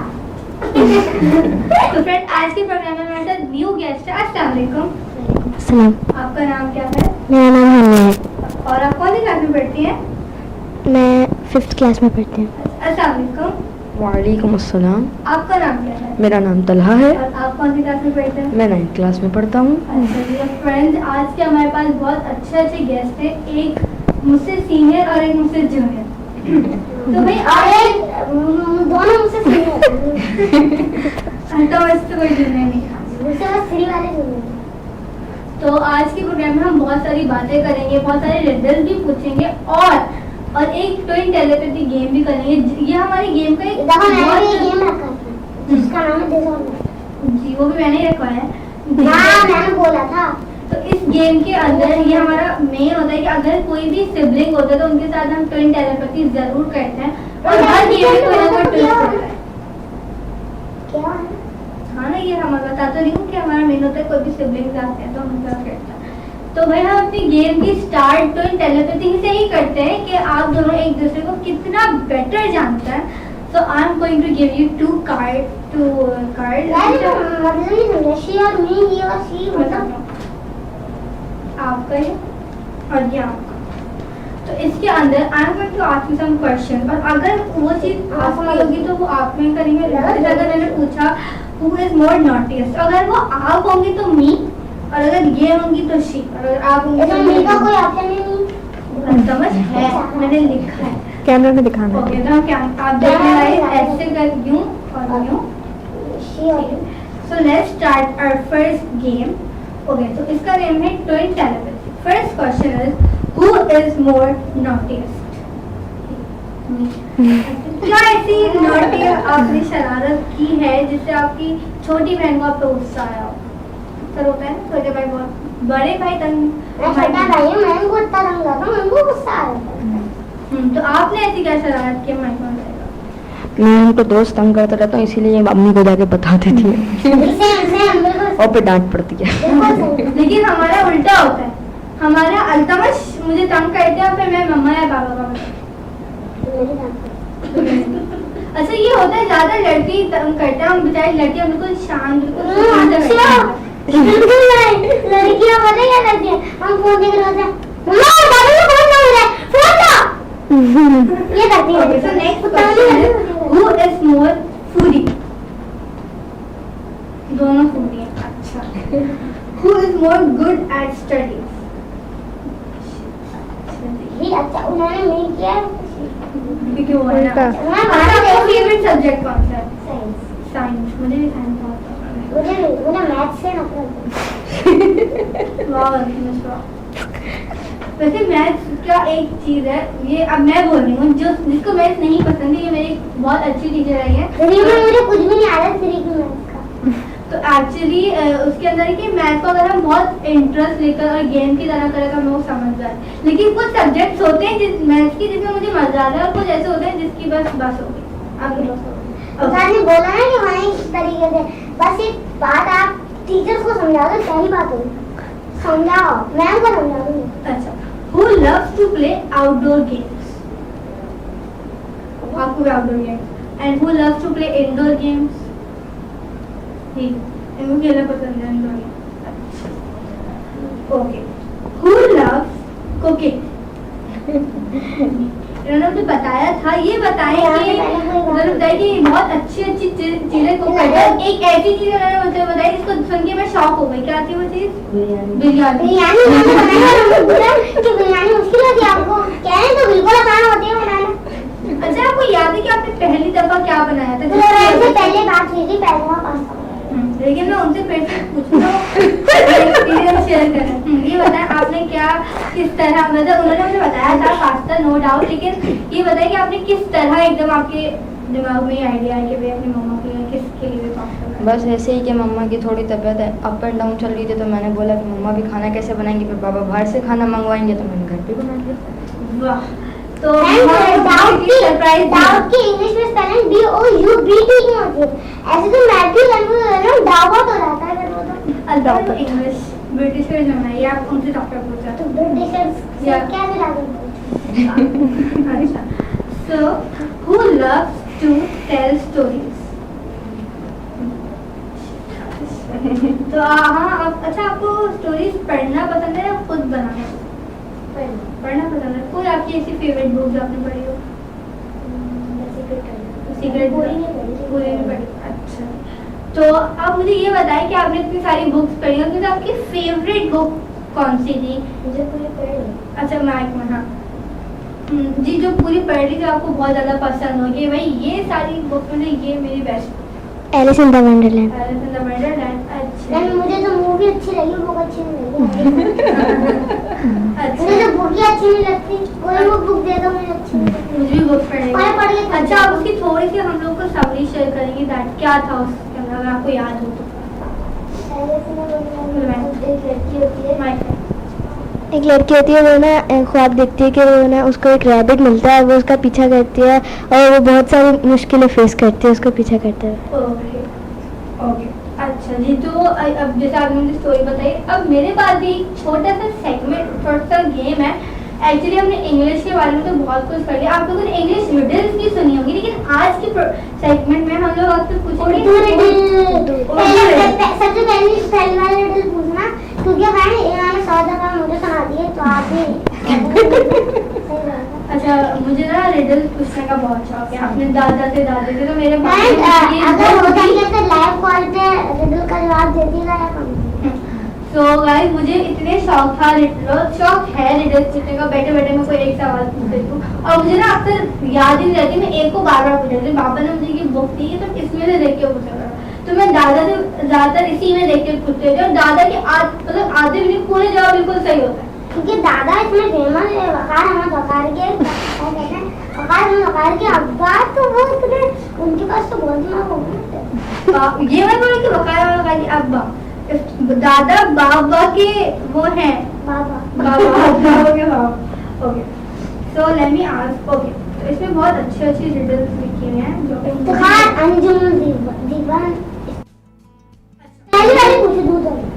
दूध वाली नहीं है वो रिडल नहीं है, वो जोक है। तो वो भी अच्छा, बहुत बड़ा सा एक प्याला जैसे कोई कमरा घोल, खत्म ना होगा इसका पानी, पीते जाओ डोल के डोल। अच्छा, मैं आपको हिंट्स भी दूंगी, आपके पास 5 हिंट्स होंगी, तो मैं आपको हिंट्स भी दूंगी। अच्छा, पहली हिंट की ज़्यादातर विलेजेस में होता है और आप इसको ना पीने के लिए बहुत से वहाँ के विलेज। बिल्कुल सही यार, अपनी जुगाड़ रखो। अच्छा, तो अच्छा चलो गाइस, एकदम तो पहले अच्छा, तो गाइस इस बुक के अंदर लतीफ़े और पहेलियां हैं और अरे नाम पीछे लिखा है। अच्छा, सॉरी, इनकी बुक है सैयद मुसर्रफ अंकल। इस बुक में लतीफ़ा और अंकल। अच्छा, अब मैं वो एक जोक है। माँ बेटी से, दूध हट गया है, अब तुम्हारे लिए चाय कैसे बना? बेटी, अम्मी सुई धागे से सीधी थी। अच्छा, इस जो को मेरे चाचू ने बात की थी कि ये जवाब ना एक बेवकूफ लड़की ही दे सकती है मेरी तरह। क्योंकि है बिल्कुल सही बोला था ना, इतनी अकल है मेरे अंदर। अच्छा, अब मैं इतनी अकल नहीं। नेक्स्ट वीडियो में आपसे पूछती हूँ, लाए थे हम हरी हरी, बाद में देखा लाल परी। अब ये लड़कियां ज्यादा इस्तेमाल करती हैं ईद पर मेकअप नहीं, मेकअप तो वैसे भी करते नहीं, ईद पर शादियों पर ज्यादा लगाई जाती है मेहंदी। मेहंदी जो बहुत रियल मेहंदी होती है ना, उसका कलर ग्रीन होता है। वो ग्रीन कलर की होती है। आजकल तो फेक आ रही है ना, वो जो रियल होती है आजकल एक साल से फेक आ रही है। आजकल वही होता है। अच्छा, एक आज और कल होता है, वो आज और कल। ये ना हो तो कोई परिंदा कभी नहीं रह सकता जिंदा। कभी नहीं। अच्छा, ये ना अक्सर सुबह के वक्तों पर ये चीज होती है कि क्या जल्दी करो क्या होने वाला है, मुर्गे की आवाज आने वाली है, पकड़। ये सुबह पेरेंट्स ये बोलते होंगे ना कि भाई जल्दी करो स्कूल का टाइम है। तो इसका जवाब क्या होगा? क्या आवाज थोड़ा लाउड बोला। ओके, नेक्स्ट है एक कंट्रोल लड़की। हाँ, अंधा है पर राह दिखलाए, अंधा है पर राह दिखलाए, आप अंधों की कहलाए। क्या कैसे बोलूं? अंधा है पर वो राह दिखलाए, आँख वो अंधों की कहलाए। अच्छा, जो ब्लाइंड होता है वो ज्यादातर ये चीज यूज करता है। नहीं, वो तो मतलब जैसे तो पहन के अपनी आइज को सामने के लिए नहीं, मिस हमारी होस्ट ने जवाब दिया। क्या बताया? स्टिक। एक्चुअली आपने देखा होगा कभी ब्लाइंड होते हैं ना, तो वो स्टिक की हेल्प से देखते रहते हैं, उनका तो पता चल जाता है कि क्या चीज है। अच्छा, ये अल्तमश से करवा लूं। अच्छा, अल्तमश का सेगमेंट जी, तो अब हम अल्तमश के सेगमेंट की तरफ चलते हैं। जैसे उन्होंने प्रोग्राम की स्टार्टिंग में बताया था कि गाइस मैंने एक सेगमेंट चूज किया है, तो गेम चूज किया है, तो वो क्या है वो गेम? अच्छा, दिस और दैट नाम का वो गेम है। तो इसमें होगा कि मैं पूछूंगा दो कॉफी और जूस। अरे भाई, दो ऑप्शन अरे तो मतलब वो तो ऑप्शन दूंगा, उनमें से आप क्या करते हैं, जैसे एक ऑप्शन चूज करना दूंगा। अब जैसे मैंने पूछा टेबल या सोफा। अगर टेबल को पसंद करते हैं तो दिस, और सोफा को पसंद करते हैं तो नहीं, उसमें आपको ऑप्शन चूज करना। हाँ, मतलब दिस और दैट नहीं बोलना। हाँ, मतलब वो। अच्छा, तो सबसे पहले हम चलते हैं, तलहा से पूछते हैं कॉफी या जूस? और आप? Coffee lover. डे या नाइट? डे या नाइट? बाहर नहीं कर। आप डे नाइट दोनों में। अच्छा, इनहॉलमेंट और हाँ, इंट्रोवर्ट और इंट्रोवर्ट और एक्सट्रोवर्ट। एक्सट्रोवर्ट। और आप?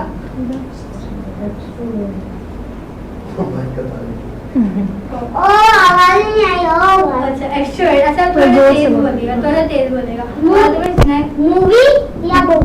आप? बुक। और आप? मूवी। और नेक्स्ट?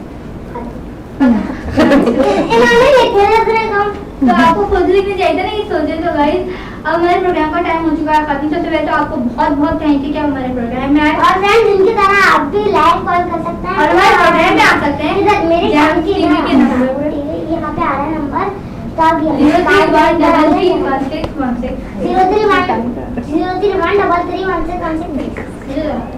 तो आप हमारा प्रोग्राम देखते रहिए, प्रोग्राम अब्बू का बेटा। और फ्रेंड्स, लाइक शेयर सब्सक्राइब करना मत भूलिएगा, बेल आइकन को प्रेस कर दिएगा ताकि हमारे कोई भी वीडियो आए तो आपको पता चल जाए कि भाई अगली वीडियो हो जाएगा। और हाँ, थैंक्स फॉर वॉचिंग। ये होता है।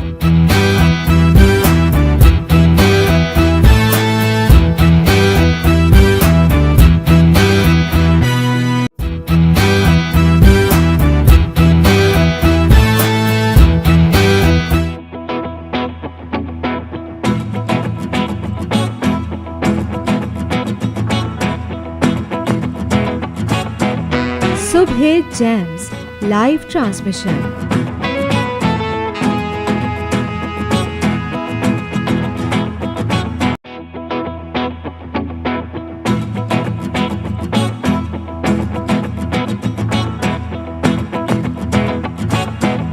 Subhe Gems live transmission.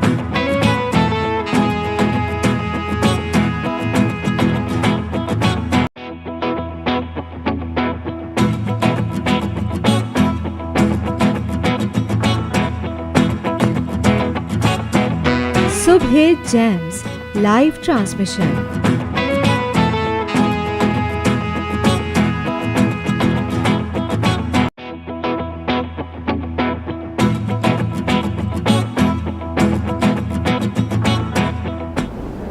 Welcome back नाजरीन, आप देख रहे थे सेगमेंट अब्बू का बेटा। और यहाँ सेट पर हमने तो बहुत एंजॉय किया, दोनों ही बच्चे हानिया और तलहा आज हमारे मेहमान थे, सर के और मैम के दोनों बच्चे। बहुत मज़ा आया उन बच्चों को भी, और हम लोग यहाँ पर बड़े लुत्फानंदोज़ हो रहे थे, हंस रहे थे, क्योंकि जो बातें होती हैं बच्चे फिर बच्चे होते हैं और वो रौनक होते हैं और वो अंदाज़ा हो जाता है सेट पर, एकदम एनर्जी आ जाती है उनके आने से। एक कमेंट मैं शामिल करना चाहूँगी, हमारे मुस्तकिल व्यूअर भी हैं, हमारे चैनल पर आते भी रहते हैं बतौर मेहमान।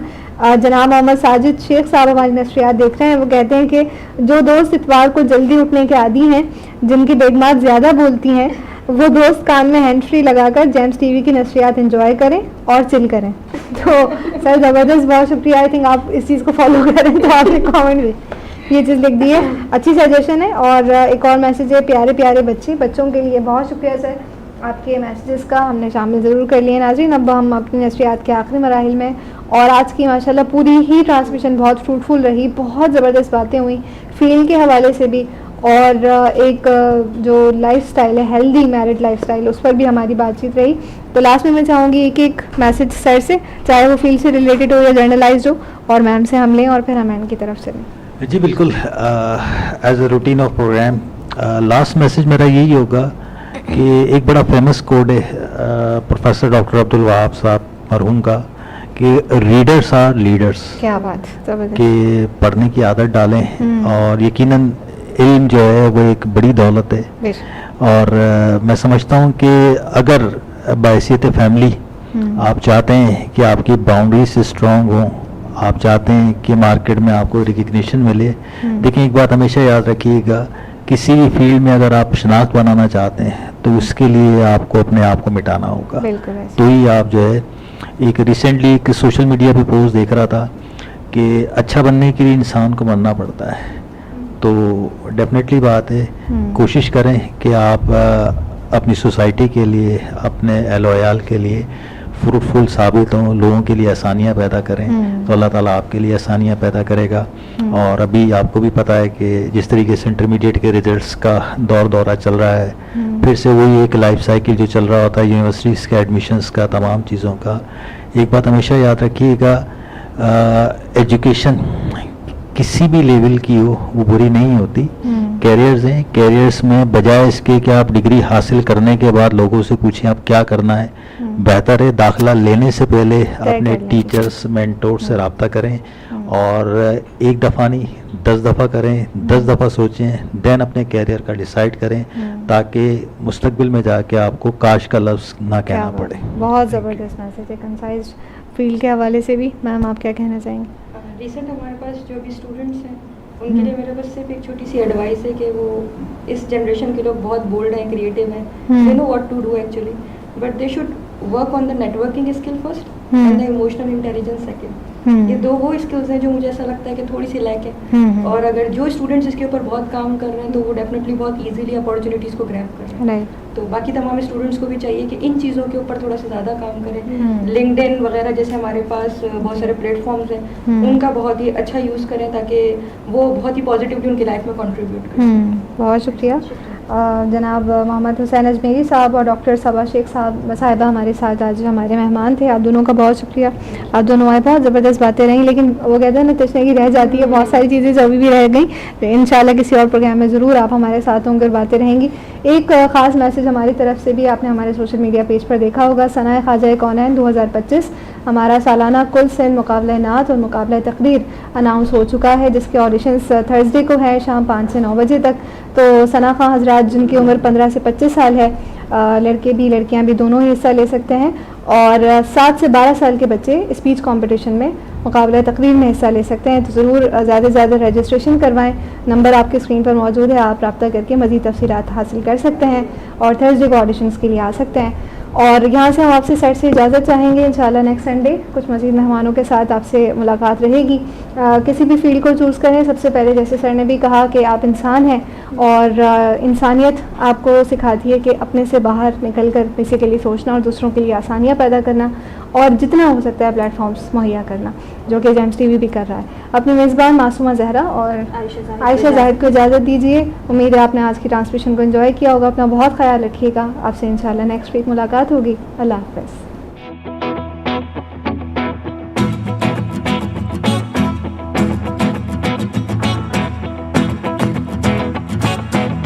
सुबह जैम्स लाइव ट्रांसमिशन।